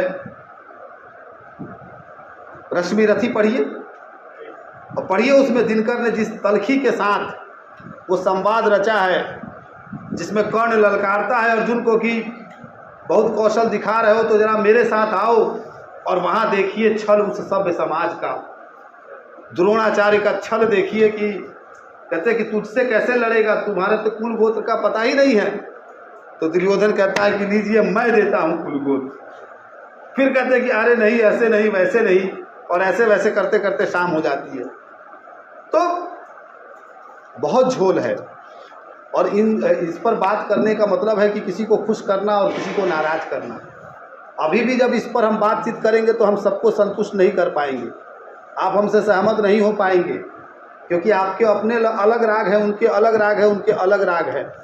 मनुष्यता सबका एक राग हो यह संभव नहीं है, क्योंकि हम उसके लिए बने ही नहीं हैं, हम उसके लिए तैयार ही नहीं हैं, हम उसके लिए संघर्ष ही नहीं करते हैं। हमें वो एक सिस्टम, एक बाइनरी फिट लगती है, हम उसी में बैठ करके देखने के आदी हो गए हैं और उसी में देखे चले जा रहे हैं, और उसी में देख करके पुलकित होते हैं, खुश होते हैं, और ये मानते हैं कि हमारा अपना अपना कोना बहुत सेफ है। इसी में मनुष्यता है, और यही मनुष्यता कहाँ जाएगी, किधर जाएगी, राम जाने, कि जब हम एक दूसरे को काटने, मरने, मारने पर तैयार हो जाते हैं। तो ये भी तुलसी ने यहाँ पर कहा, और इसीलिए कहा कि जो है सारे के सारे ऐसे हैं, इस तरह से हैं। एक जगह यह भी कहे कि कुलवंती निकारही नारी सती गिरी अनाई चेरी निबेरी गति सूत माने माधु पिता तब लो, और अबलानंद दिख नहीं जब लो। कुलवती और सती स्त्री को पुरुष घर से निकाल देते हैं, और अच्छी और चालाक छोड़कर घर में दासी को ला करके रखते हैं। जाहिर सी बात है, अभी जो समाज जो सभ्य बना है, जो सभ्य बनने का दावा करता है कि जिन जिन घरों में स्त्रियां हैं, पत्नियां हैं, सब लोग एक पत्नी पर भरोसा जैसे कि उठ गया है। हम एक को साथ रखते हैं, दूसरे की कल्पना करते हैं। अभी घनानंद पढ़ाते समय पढ़ाया था ना कि केतन की एक कविता है कि एक ही समय में 3 संबंध जीने की कोशिश करते हैं। एक अतीत को भी जो है छोड़ना नहीं चाहते, वर्तमान को जी ही रहे होते हैं और भविष्य का विकल्प ढूंढ करके रखे रहते हैं या उसकी गुंजाइश तलाशने में जुटे रहते हैं। हम इसी युग के वासी हैं ना, इसी युग में रह रहे हैं। तो कहा कि ये सारा कुछ है। पुत्र अपने माता पिता को तभी तक मानते हैं जब तक स्त्री का मुंह नहीं दिखाई पड़ा। जिस दिन स्त्री का मुंह दिखाई पड़ता है माता पिता को छोड़ देते हैं। ससुराल ज़्यादा प्यारा हो जाता है, सास ससुर प्यारे हो जाते हैं। अपने माता पिता को पूछते नहीं, मन भर खाना पेट भर भोजन नहीं देते। तो इसी ने इस पर भी लिखा और ये भी कलयुग का सच है। अपनी घर की स्त्रियां अच्छी नहीं लगती, पराई स्त्री अच्छी लगती है। दासी स्त्री को ला करके रखते हैं। कानों में कंगना पड़े थे ना, याद करिए। क्योंकि क्या है, प्रेम करती हुई स्त्री हमेशा अच्छी लगती है और घर को सजाती संवारती हुई स्त्री कभी अच्छी नहीं लगती, क्योंकि उसके ऊपर जिम्मेदारियां हैं, उसके ऊपर बोझ है, उसके ऊपर सब कुछ है, उसके ऊपर दैनंदिनी का काम है। तो वो क्या है, वो जो सोकल भाषा में कहते हैं ना, लल्लो चप्पो, मीठी मीठी और गोल गोल घुमावदार भाषा करने की फुर्सत ही नहीं है उसके पास। तो इसलिए वो ना सुहाएगी।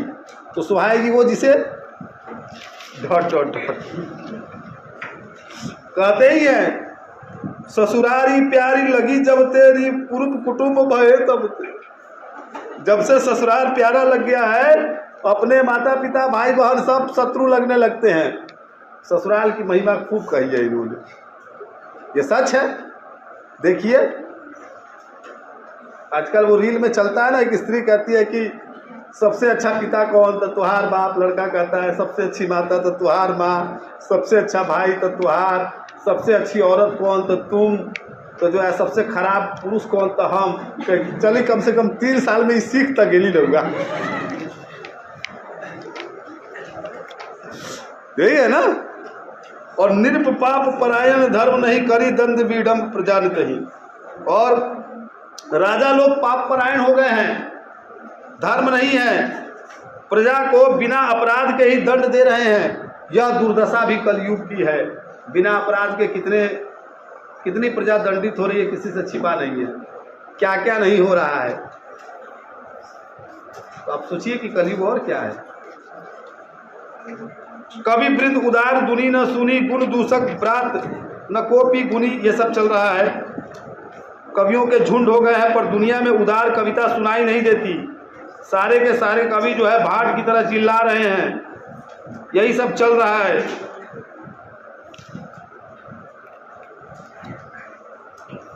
कहा कि स्त्रियों के बाल ही भूषण हो गए हैं और भूख उनको बहुत लगती है।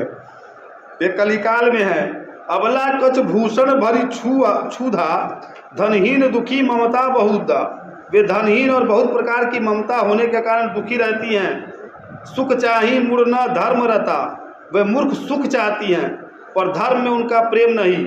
मति थोड़ी कठोर न कोमलता, बहुत थोड़ी बुद्धि है और कठोर है, कोमलता उन्होंने त्याग दी है।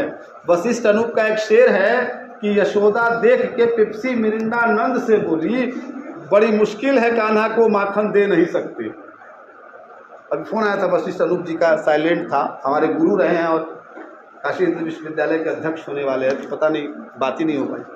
तो उनका एक शेर है ये कि नंद से कहती है यशोदा कि आजकल का कान्हा जो है पेप्सी मिरिंडा केवल पीता है। जाहिर सी बात है कि आजकल के कान्हे तो पेप्सी मिरिंडा और बर्गर और ये वो दिस दैट पर ही पलते हैं कि भाई बड़ी मुश्किल है कि कान्हा को माखन कैसे दे, माखन तो रुचता ही नहीं।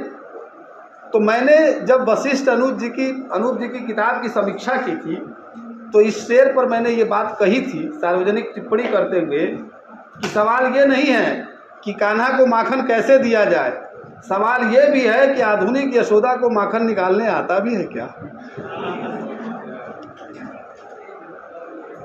मामला दो तरफा है, एक तरफा नहीं है। तो भाई ये देखिए कि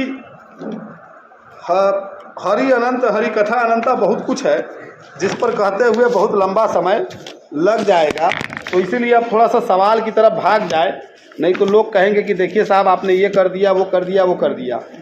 पहले सुन लीजिए एक दो बात। मौका निकाल करके गोस्वामी तुलसीदास रामचंद्र शुक्ल की किताब पढ़ जाइएगा। उसमें कुछ सवाल होंगे, उसमें कुछ जवाब होंगे, कुछ सहमतियां और असहमतियां होंगी। एक बात, मौका निकाल करके उदय भानु सिंह की किताब तुलसी काव्य मीमांसा, तुलसी काव्य मीमांसा पढ़िएगा। और इसमें क्या पढ़िएगा, पेज नंबर 352 में राम का चरित्र, पेज नंबर 334 में सीता का चरित्र, पेज नंबर 338 में मानस का अंगिरस कौन कौन है 58 में, और पेज नंबर 368 में मानस का महाकाव्यत्व। शायद ये मैंने पीडीएफ भी भेजा है ना, तो आप वहाँ से पढ़ लीजिएगा, किताब ना खरीद, इसलिए मैंने लिखा दिया कि रामचरितमानस का महत्व क्या है। ये पेज नंबर 340 में देखिएगा, डायरेक्ट खोल करके वहाँ से नोट्स ले लीजिएगा। राम का चरित्र 352 में, सीता का चरित्र 354 में, मानस में अंगिरस कौन कौन सा है, क्योंकि कुछ लोगों ने श्रृंगार, कुछ लोगों ने वीर, कुछ लोगों ने शांत, कुछ लोगों ने भक्ति को माना है। 358 में मानस का महाकाव्यत्व, मानस कैसे महाकाव्य है और कौन कौन सी शर्तें पूरी करता है, ये देखिएगा 368 में। और एक सवाल ध्यान रखिएगा इस चीज़ को कि पूरे भक्ति काल को लेकर के एक कॉमन सवाल बनेगा कि भक्ति काल को स्वर्ण युग क्यों कहते हैं। इतने सारे कवियों को पढ़ने के बाद अब ये कहने की ज़रूरत नहीं है कि क्यों कहते हैं। बेसिकली ये कॉन्सेप्ट गिरियर्सन का था, गिरियर्सन ने उसको कहा था, और कलिकाल का वाल्मीकि भी कहा लोगों ने, समन्वय की विराट चेष्टा का कवि कहा हजारी प्रसाद द्विवेदी ने, सबने कुछ कुछ कहा है। ये ऑब्जेक्टिव क्वेश्चन है और गोविंद ने अपनी किताब में भी इसका हवाला दिया है, इसलिए मैं इन सब पर फोकस नहीं करूँगा। हजारी प्रसाद द्विवेदी ने अपनी किताब हिंदी साहित्य उद्भव और विकास के पृष्ठ संख्या 124 में सगुण भक्ति का संदर्भ लेते हुए तुलसीदास पर विशेष बातचीत की है।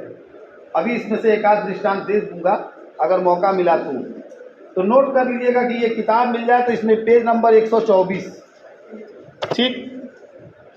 रामचंद्र शुक्ल का हिंदी साहित्य का इतिहास पेज नंबर 94 और पेज नंबर 99,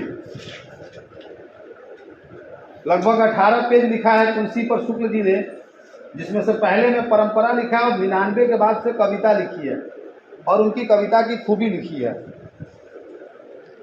अगर चिंतामणि आपके पास हो तो गोस्वामी तुलसीदास का लेख और इसका लेख लगभग शायद एक ही है, मिलता जुलता। ये मौका मिले तो सच्ची रामायण पढ़िए, मौका मिले तो ए.के. रामानुजन का लेख भी पढ़िए, दो चीज़ तो ये पढ़िए। विश्वनाथ त्रिपाठी की किताब लोकवादी तुलसीदास एकदम पंक्ति पंक्ति चट जाइए, यानी कि पढ़ जाइए, उससे समृद्ध होंगे और मानस का एक सौष्ठव आपको नज़र आएगा। बहुत ही सुरुचिपूर्ण भाषा में उन्होंने लिखा है और बहुत ही आसान अंडरस्टैंडिंग है उसकी, ये सारा का सारा, ठीक है। तो ये तो हो गया। अब कुछ सवाल है, जैसे कि मुझे कल कुछ लोगों ने सवाल भेज दिए थे, मतलब मैंने कहा था कि भेज दीजिए तो एक दो लोगों ने भेजे थे, कुछ महानुभावों ने बिल्कुल नहीं भेजे, बार बार कहने के बाद भी, क्योंकि वो भेजेंगे ही नहीं। इतिहास याद रखिएगा कि एक शिक्षक को आप लोगों ने कितना दंडित किया।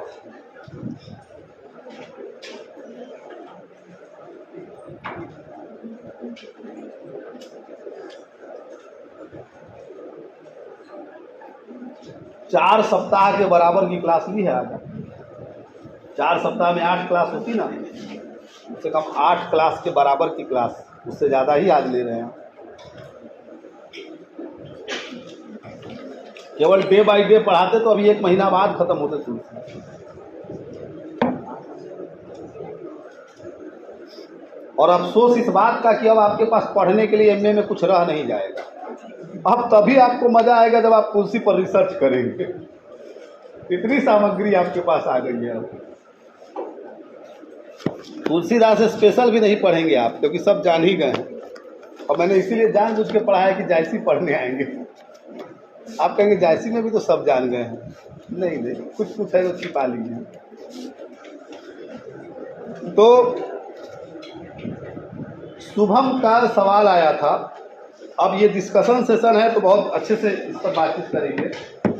कुछ एक दो लोगों के सवाल हैं तो वे भी ले लिए जाएंगे। मान के चलिए आधा घंटा मोटा मोटी, और हाँ बाकी जिसको बेचैनी है तो चले जाए। आज तो मेरा घर जाना जल्दी बहुत जरूरी है, लेकिन फिर भी मैं रुका हुआ हूँ, क्या करूँ।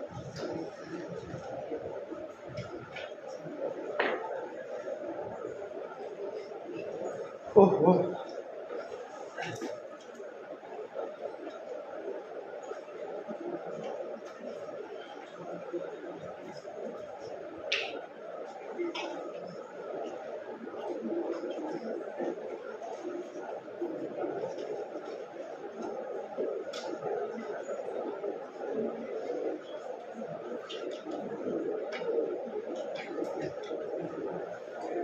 एक सवाल था इनका कि कई बार तुलसीदास कहते हैं अगुन ही सगुन ही नहीं कर भेदा, वे निर्गुण और सगुण पद के बीच के भेद को सिरे से खारिज कर देते हैं, जो कि किसी भी नजरिए से सही नहीं जान पड़ता। मुक्तिबोध निर्गुण मत के विरुद्ध सगुण मत के संघर्ष को निम्न वर्ग के विरुद्ध उच्च वर्ग का संघर्ष कहते हैं। संघर्ष नहीं है, या तो उसे अपने पाले में लेने का, वो तो सीधे सीधे कहते हैं कि जब वे उससे नहीं भिड़ पाए और उनको लगा कि वे उससे चुनौती नहीं दे पाएंगे, तो उन्होंने किसी तरह धीरे धीरे उनको भी क्या किया, अपने में अपने अनुसार और अपने अनुरूप बना लिया, सगुन को इस तरह सृजित किया। मुक्तिबोध जिस चीज को लेकर के आलोचना करते हैं सगुन पद की, वो इसीलिए करते हैं कि उनको ये लगता है कि निर्गुण पद जो इतना प्रोग्रेसिव था और जिसमें सबाल्टर्न निम्न जाति के लोग लगातार अपनी आवाज बुलंद कर रहे थे, तो पहला ऐसा अवसर था जब कबीर, रैदास, पीपा, धन्ना, बहुत सारे व्यवसायिक वर्ग के लोग और श्रमशील समाज के लोग संघर्ष करके क्या कर रहे थे, आ रहे थे मेन स्ट्रीम में, उसको एक तरह से अंडर एस्टिमेट किया, उसको एक तरह से डिस्ट्रॉय कर दिया, उस पूरी की पूरी धारा। जनमानस पर सगुणता का इस तरह से छाप पड़ा, वो सारी की सारी चीजें जैसे कि बस सी ही हो गई। तो मुक्तिबोध के सवाल अपनी जगह सही है। और रही बात की तुलसी का संदर्भ, तो तुलसी नाम को महत्व देते हैं, लेकिन कायदे से सगुण तो स्थापित हो ही जाते हैं। तुलसी के इस पूरे काव्य के विजन में जो चीज प्रमुखता के साथ आती है वो ये आती है कि तुलसी चरित्र का पूरा बखान करते हैं, बहुत सारी घटनाएं लाते हैं, अपने कवित्व पर बात करते हैं, एक हाइपोथेसिस रखते हैं और दो पैरेलल व्यवस्था रखते हैं। एक व्यवस्था जो बेहद कंटेम्परेरी है उनकी, और एक व्यवस्था है जो उनका स्वप्नलोक है, जैसा कि वो चाहते हैं। जाहिर सी बात है कि हमने उसमें से कुछ भी सीखा नहीं। हमने एक कवि का ठीक वही अर्थ लिया, या जनता ने उसको इस तरह से सेलिब्रेट किया। कथा चक्र कई बार इतनी लोकप्रिय हो जाती है, कई बार कुछ ऐसी चीजें लोकप्रिय हो जाती हैं कि जिनका लोकप्रिय हो जाना ही हमारे लिए आनंददायक हो जाता है। हम उसका काउंटर कभी नहीं देखते या हम उसकी आलोचना नहीं कर पाते। तो कथा इतनी लोकप्रिय हो गई और कथा के जो संदर्भ थे तमाम लोगों ने अपने अपने तरीके से किए। मजेदार बात यह है, मैं ये भी अगर कहूँ तो इस पर दुख नहीं होना चाहिए कि लंबे समय तक जो इसके व्याख्याता रहे या व्याख्याकार रहे, जिन लोगों ने भी इस पर बहसें की और तुलसी को सर माथे पे बिठाया, उन लोगों ने सोकर अपने ही वक्त में इसके एनालिसिस कलिकाल के दुर्गुणों और कलिकाल पर बात ही कहा, वो तो सारा का सारा मामला ही जो है राम राज्य पर ला करके छोड़ दिया। और अगर नहीं छोड़ा तो सीधे सीधे जो है जहां जैसे जिस विधि चाहा उस विधि पंक्तियों का अर्थ लगाना शुरू कर दिया। तो अब ये भेद तो तुलसी नहीं मानते, तो आप भी पढ़ करके आए हैं, नाम उनके लिए बड़ा है, अब आप उसे मानिए या न मानिए, लेकिन भारत की जो जनता है, जो व्यापक जनमानस है, वो सगुन के रूप के साथ ही जाती है। तुलसी उसके इसलिए नहीं प्रिय है कि राम का नाम तुलसी लेकर के बार बार करते हैं। तुलसी इसलिए प्रिय है कि राम का चरित्र वो जिस तरह से गढ़ते हैं, जो स्वरूप गढ़ते हैं, वो मन में बैठ जाता है और उसी चरित्र को जो है सेलिब्रेट लोग करने लगते हैं। उसी चरित्र को हमारा समय भी सेलिब्रेट कर रहा है, तमाम लोग कर रहे हैं, सत्ता भी उसी चरित्र के साथ है। और जाहिर सी बात है कि उस चरित्र की जो ध्वलता है, जो उज्ज्वलता है और जो उसका पक्ष है बेहतरीन, जिसके बूते चरित्र होता है, उसकी तरफ तो हम में से आप में से किसी का ध्यान नहीं जाता। हम कभी सोचते ही नहीं है, हम ये कहाँ अपने को इवेल्युएट कर पाते हैं। तो मुझे लगता है कि मुक्तिबोध के सवाल अपनी जगह सही है, लेकिन वो बड़े परिप्रेक्ष्य में देखते हैं और वो देखना इसलिए जायज है क्योंकि उनको लगता है कि सगुण भक्ति के आने के बाद निर्गुण भक्ति का अस्तित्व खत्म हो गया। और अगर निर्गुण भक्ति होती तो शायद जो है जो पिछला समाज था, जिसकी पूरी की पूरी लड़ाई फिर जो सेकंड फेज है वो 20वीं शताब्दी में शुरू होती है और खास तौर से मराठी लेखन से होती है। और जो सबल्टर्न राइटिंग है आइडेंटिटी डिस्कोर्स के सारे 20वीं शताब्दी में आते हैं। अगर निर्गुण पंथ छप नहीं पड़ा होता तो हो सकता था कि आइडेंटिटी डिस्कोर्स के ये सारे मामले और पहले ही आए होते और उस पर लेकर के बहुत सारी बहसें हुई। तो एक जो विचारधारा चली थी, वो जो कहीं से शुरू हुआ था, वो लगभग इसके आने से बंद पड़ खत्म हो गई या गायब थी, जिसे फिर एक लंबे समय तक इंतजार करना पड़ा। और 20वीं शताब्दी में आकर के, चाहे वो हिंदी एकेडमिक में भी 20वीं शताब्दी में उतनी बात नहीं थी, लेकिन 20वीं शताब्दी के अंत में जब आइडेंटिटी डिस्कोर्स जोरों को पड़ा, तब जाकर के कविर फिर से पढ़े जाने लगे। रैदास को हमने फिर से पढ़ा, तमाम संतों को, सुंदरदास, पट्टूदास, इन लोगों को पढ़ना शुरू किया, रज्जब वगैरह को पढ़ना शुरू किया। और फिर उसी तरह से हमने ये भी देखा कि मीरा को भी 20वीं शताब्दी के उत्तरार्ध में लगभग 70 और 80 के दशक में जा करके वुमेन आइडेंटिटी डिस्कोर्स के तहत जो है मीरा को पढ़ने की एक परंपरा चली और अलग तरह से देखा गया। तो ये सारा का सारा अध्ययन और बहुत बाद का है, 20वीं शताब्दी के उत्तरार्ध का है। तो वो कम से कम वो धारा तो खंडित हुई, प्रभावित हुई। इस तरह से मुक्तिबोध ये सवाल उठाते हैं। और बाकी तो इंटरप्रिटेशन का मामला है कि आप कैसे लेते हैं, क्या लेते हैं। पहले इनका ले लूं, इसी से जुड़ा। हाँ बोलो। मुक्तिबोध के प्रश्न में कह सकते हैं ना कि जब मुसलमान साम्राज्य के पूरी तरह से स्थापित हो जाने पर वीरता के संचार के लिए स्वतंत्र क्षेत्र नहीं रह गया था। देश का ध्यान पुरुषार्थ और वन पराक्रम की ओर से हटाकर भगवान की शक्ति और दया की ओर किया गया। देश का वह निराशा का काल था जिसमें भगवान के सिवा कोई दूसरा सहारा नहीं। देखिए, ये तो शुक्ल जी की स्थापना है, हिंदी साहित्य के इतिहास में ही है और शुक्ल जी स्थापित करते हैं। लेकिन जरूरी नहीं है कि इस बात से पूरी तरह से सहमत हो कि भगवान के सहारे के अलावा और कोई सहारा नहीं था। इसे निर्गुण भक्ति को कैसे देखेंगे? जब वे काम कर रहे थे, कबीर थे तब भी इब्राहिम लोधी थे, बहुत सारे लोग थे, व्यवस्थाएं टूट रही थी, बल्कि वीरता का बखान तो आदिकाल में जाता था, भक्ति काल में तो था ही नहीं, वरना तो भक्ति काल में दिखाया जा रहा था। वो तो लगभग चीजें पटरी पर आ गई थी और थोड़ा बहुत ही ध्वस्त हो रहा था। तो शुक्ल जी जिसे कहते हैं ना, क्योंकि शुक्ल जी को ये लगता है निर्गुण भक्ति के पक्ष में आचार्य शुक्ल नहीं है, क्योंकि उनका सीधा कॉन्सेप्ट है कि देखिए भैया, निराकार निर्गुण को जनमानस सेलिब्रेट नहीं करेंगे, क्योंकि जो सामान्य जनमानस है, जो लोक है, उसको कोई ना कोई मूर्ति चाहिए, कोई ना कोई विजिबिलिटी चाहिए। विजिबिलिटी के साथ हम तुरंत जुड़ जाते हैं और जब कोई रूप हमारे सामने नहीं होता तो हमें जुड़ने में कठिनाई होती है। और सभी क्योंकि गोरखनाथ जैसे ज्ञानी तो है नहीं कि ज्ञान के चरम पर पहुंच जाएंगे, या कबीर जैसे वो ब्रह्म को जान लेंगे। कॉमन मैन कैसे जानेंगे?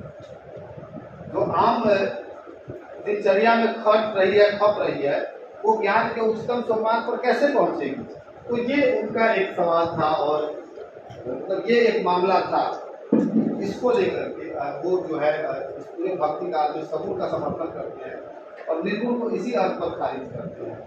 तो निराशा का भाव कह रहे हैं, निराशा का भाव अब पूरे भारत में तो नहीं ही था।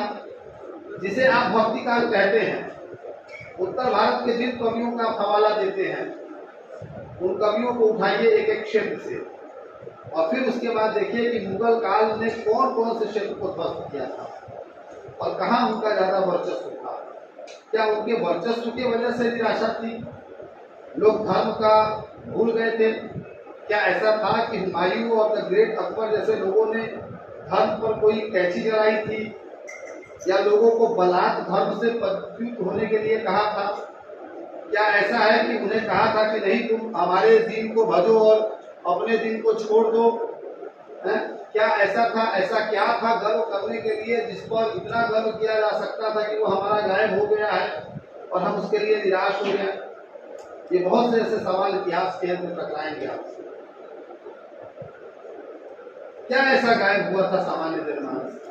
परंपराएं टूट रही थी, वर्ण व्यवस्था खत्म हो रही थी, वर्ण व्यवस्था या परंपराएं टूट रही थी, तो वर्ण अभी आपके टाइम के लिए अच्छी बात है। अगर आपकी समय कोई परंपरा टूटेगी तो आपकी 100 साल बाद वाले मानेंगे कि अच्छी तो निराशा किसकी थी? अब फिर ये सवाल तत्वाचार्य हजारी प्रसाद द्विवेदी का वो पक्ष ज्यादा सही हो जाएगा जब कहते हैं कि शुक्ल जी जिसको निराशा कहते हैं और जिस जन सामान्य की बात करते हैं वो सो कॉल्ड वेल एजुकेटेड या शिक्षित जनता है। यानी कि लोक की निराशा तो नहीं थी, क्योंकि लोक का तो उत्थान हो रहा था। मतलब दोनों का काउंटर देखिए, हजारी प्रसाद द्विवेदी ने शुक्ल जी को इसी बात पे घेरा है कि उन्होंने जो जन समुदाय और जनता टर्म इस्तेमाल किया वो शिक्षित जनता के लिए, इसलिए वो लोग कहते हैं। तो कहते हैं कि शुक्ल जी के यानी कि दिमाग में कुछ मुट्ठी भर लोग थे, लेकिन शुक्ल जी वही जब सगुन का कॉन्सेप्ट रखते हैं तो पूरे व्यापक जन समुदाय को रखते हैं। वो चाहे कोई भी जन समुदाय हो, छोटा बड़ा, सबको एक ठो देवता चाहिए, कुछ नहीं तो पत्थरे का सही, उसी से संबल मिलता है।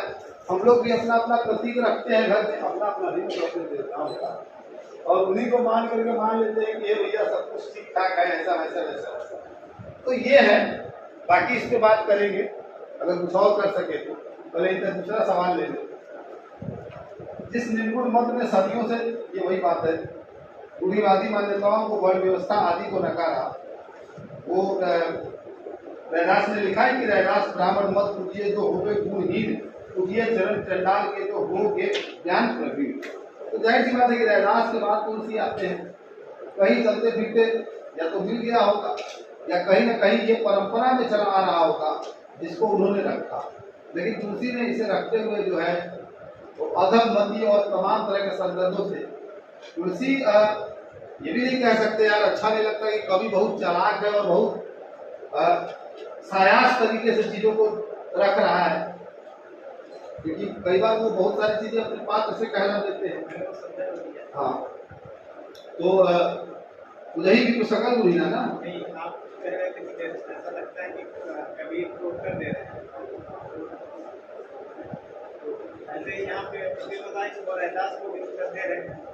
हाँ, रैदास को भी कर दे रहे हैं, तो कबीर या रैदास, जाहिर सी बात है, देखिए इसमें कोई तो राय नहीं। आप कबीर रैदास को बाद में पढ़े, और तुलसी की पूरी तैयारी में सब कुछ है, लोक का ज्ञान, शास्त्र का ज्ञान, अपने से पूर्व के कवि और अपने समकालीन कवि, सबको बढ़िया से पचा डाला है तुलसी ने, तब जाकर के अपनी रचना लिखी है।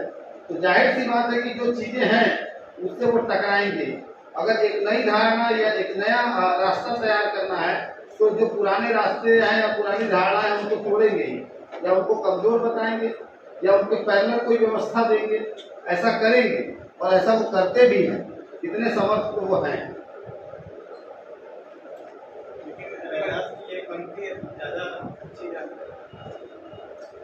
अरे अच्छी तो जान पड़ती है, लेकिन यहाँ आकर के कली काल में आकर के तुलसी ने कहा तो किया।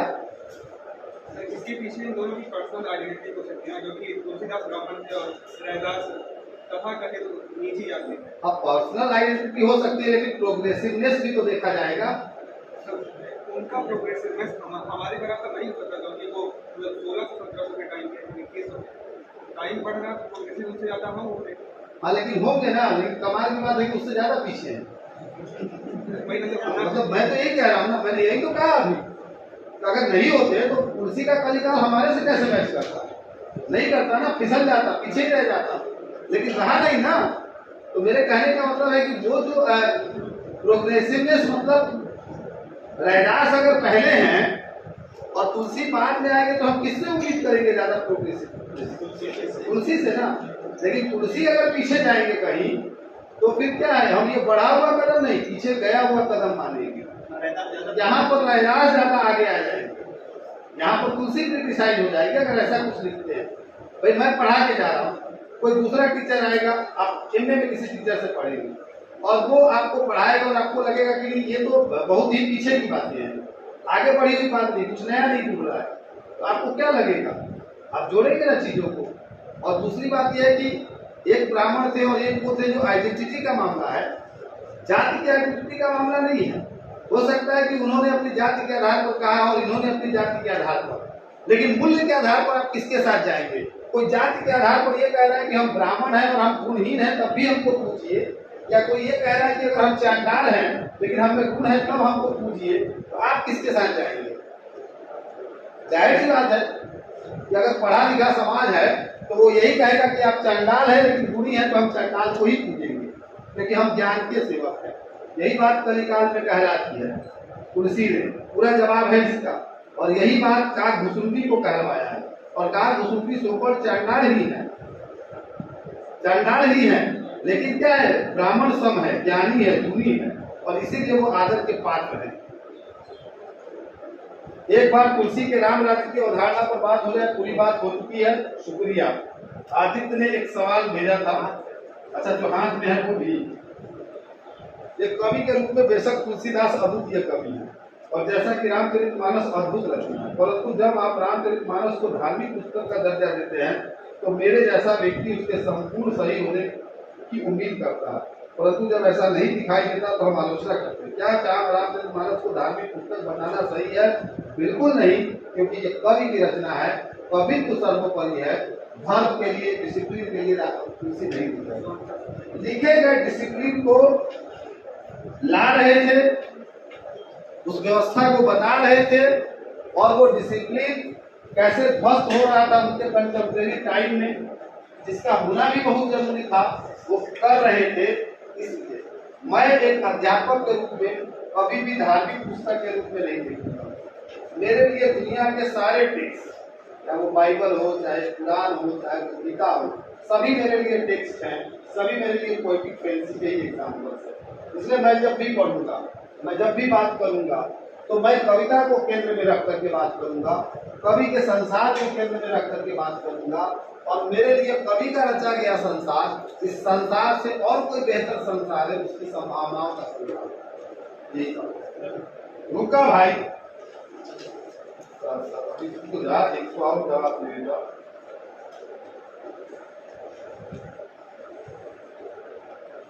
तुलसी के लिए लोक मर्यादा का पालन आवश्यक था या प्रभु श्री राम की भक्ति? आदित्य का सवाल था ये। भरत बंधु हितैषी है लेकिन विभीषण बंधु विद्रोही, फिर भी दोनों श्री राम के भक्त हैं। जाहिर सी बात है कि तुलसी के लिए लोक मर्यादा का पालन आवश्यक है या प्रभु श्री राम की भक्ति? देखिए, दोनों तरह की बात है। अगर आप राम का चरित्र जहां उन्होंने विश्लेषण किया है, मतलब शुरू से लेकर के और अंत तक राम के चरित्र में, तो जब वहां जाएंगे तो भक्ति महत्वपूर्ण है, और जब आप राम राज्य के साथ कलिकाल मतलब उत्तरकांड में आएंगे तब लोक महत्वपूर्ण है, फिर भक्ति महत्वपूर्ण नहीं होगी। नहीं तो वो राजा को भी नरक का अधिकारी घोषित नहीं होगा, और राजा तो उनके सामने राम ही है, दूसरा कौन हो सकता है? तो लोक भी है।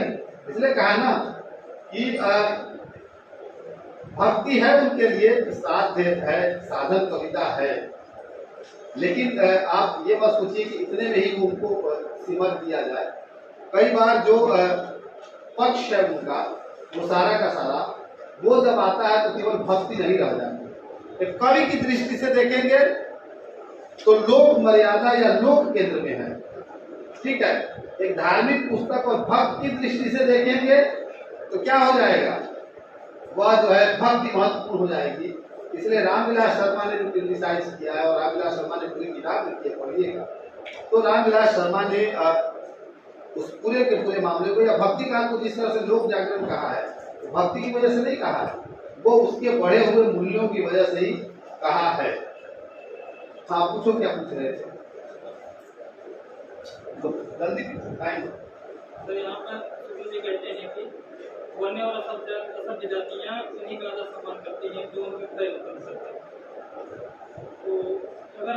मीराबाई के संदर्भ में देखी, तो जब मीराबाई के समाज के लोगों ने मतलब की रक्षा करने के लिए लोगों के पीछे गए थे, तो उनकी रक्षा हीरो ने की थी जो आदिवासी।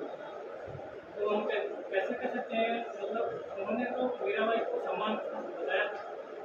ये बात आप लोग कहते हैं तो आज के लोग असभ्य नहीं कहते भाई। आज भी आप जिसे आदिवासी कहते हैं उसमें क्या असभ्यता नहीं छिपी? चले जाइए नॉर्थ ईस्ट में, अरुणाचल में, जरा कहिएगा कि आप आदिवासी हैं, पूछ देंगे लेकिन हमको आदिवासी कहता तो हमको आदिवासी कहता, देखा हमको आदिवासी है, एक से एक नए से नए ब्रांड के कपड़े, भोजन के नए ढंग और तरीके, खाने खिलाने के तमाम तरह के प्रबंध, जीवन शैली का बिल्कुल नयापन, और हम कहते हैं कि आदिवासी है। एक क्षेत्र विशेष में रह लेने से आप आज तक उनको आदिवासी कह रहे हैं, मतलब कि जो है वो आदिकाल से बाहर भी नहीं निकले और आप निकल गए, आप कहते ही हैं। आप तो अपने गांव ग्राम में रहने वाले लोग को जो शहर में रहने लगते हैं वो कहने लगते हैं गंवारू, असभ्य, मूर्ख। बताइए, लोग सही इसका एग्जाम्पल दीजिए, कहते हैं कि नहीं कहते हैं? तो जाहिर सी बात है कि उस जमाने में जो लोग वन में रहते थे, तमाम तरह के लोग, उसको क्या कहेंगे? उसको लोग असभ्य तो कहते ही थे। अंग्रेज आए, वो खुद असभ्य थे, बहुत कायदे से असभ्य थे। और ये सखाराम गणेश देवस्कर की बात, चुड़ैलों और चंडालों में विश्वास करते थे, लेकिन आकर के उन्होंने कहा ना कि तुम असभ्य हो और हम तुम्हें सभ्य बनाने आए। उनकी टाई और बेल्ट और बटन के आगे जो है असभ्य नजर आए उनको, तो ये है। तो ऐसा कहा, लेकिन ये देखना चाहिए कि रामचरितमानस में क्या राम ने या तुलसी ने कोई इस तरह का भी ट्रीटमेंट किया है जिसमें उनको बहुत निम्न, हे, असभ्य आदि आदि बताया है? तो कविता क्या कहती है इस पे ज्यादा, बल्कि आदर मैंने कहा ना, फूल पुरात लेकर फल खाते हैं उन्हीं के हाथ का, पानी उन्हीं के हाथ का पीते हैं, वो संबोधित भी करते हैं, हंस के विदा भी करते हैं, निशान रात के गले भी मिलते हैं। ये एक प्रसंग है, उसको नहीं कहा। और बाद में आप देखिएगा कि वही लोग हैं जो आगे चल करके क्या करते हैं, उस पूरे के पूरे धर्म की व्यवस्था में अपनी स्थिति का भी कमों में ला रहे हैं, शामिल हो रहे हैं। एक तो ये कहा,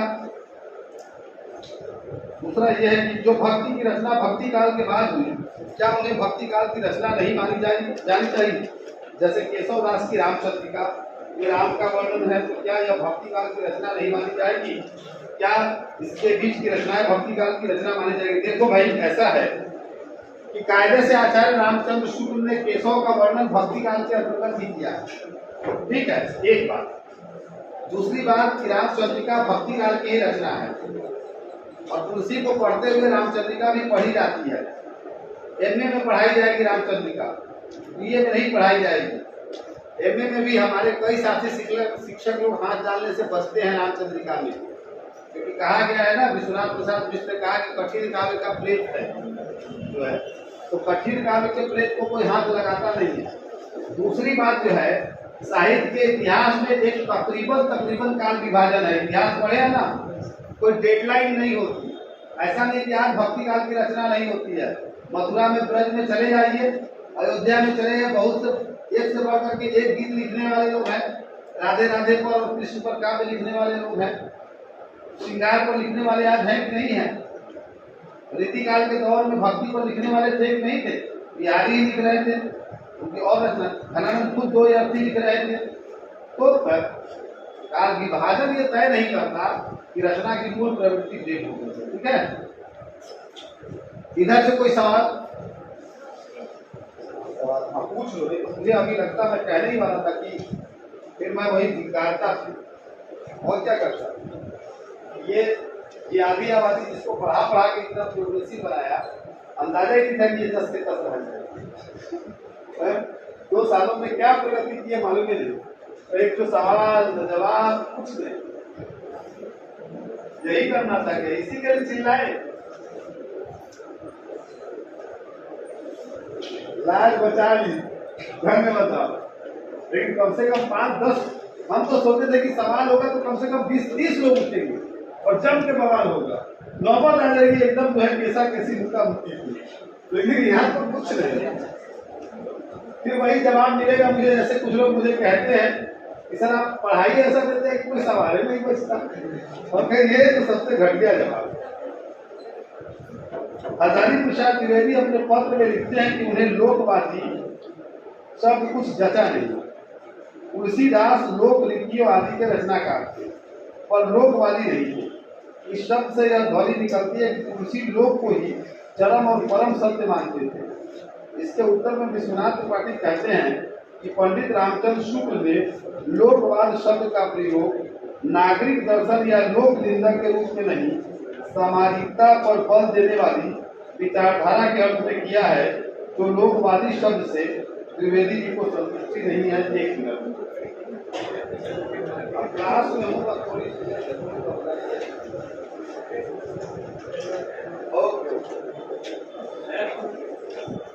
तो कहा कि अब देखिए गुरु चेला है गुरु।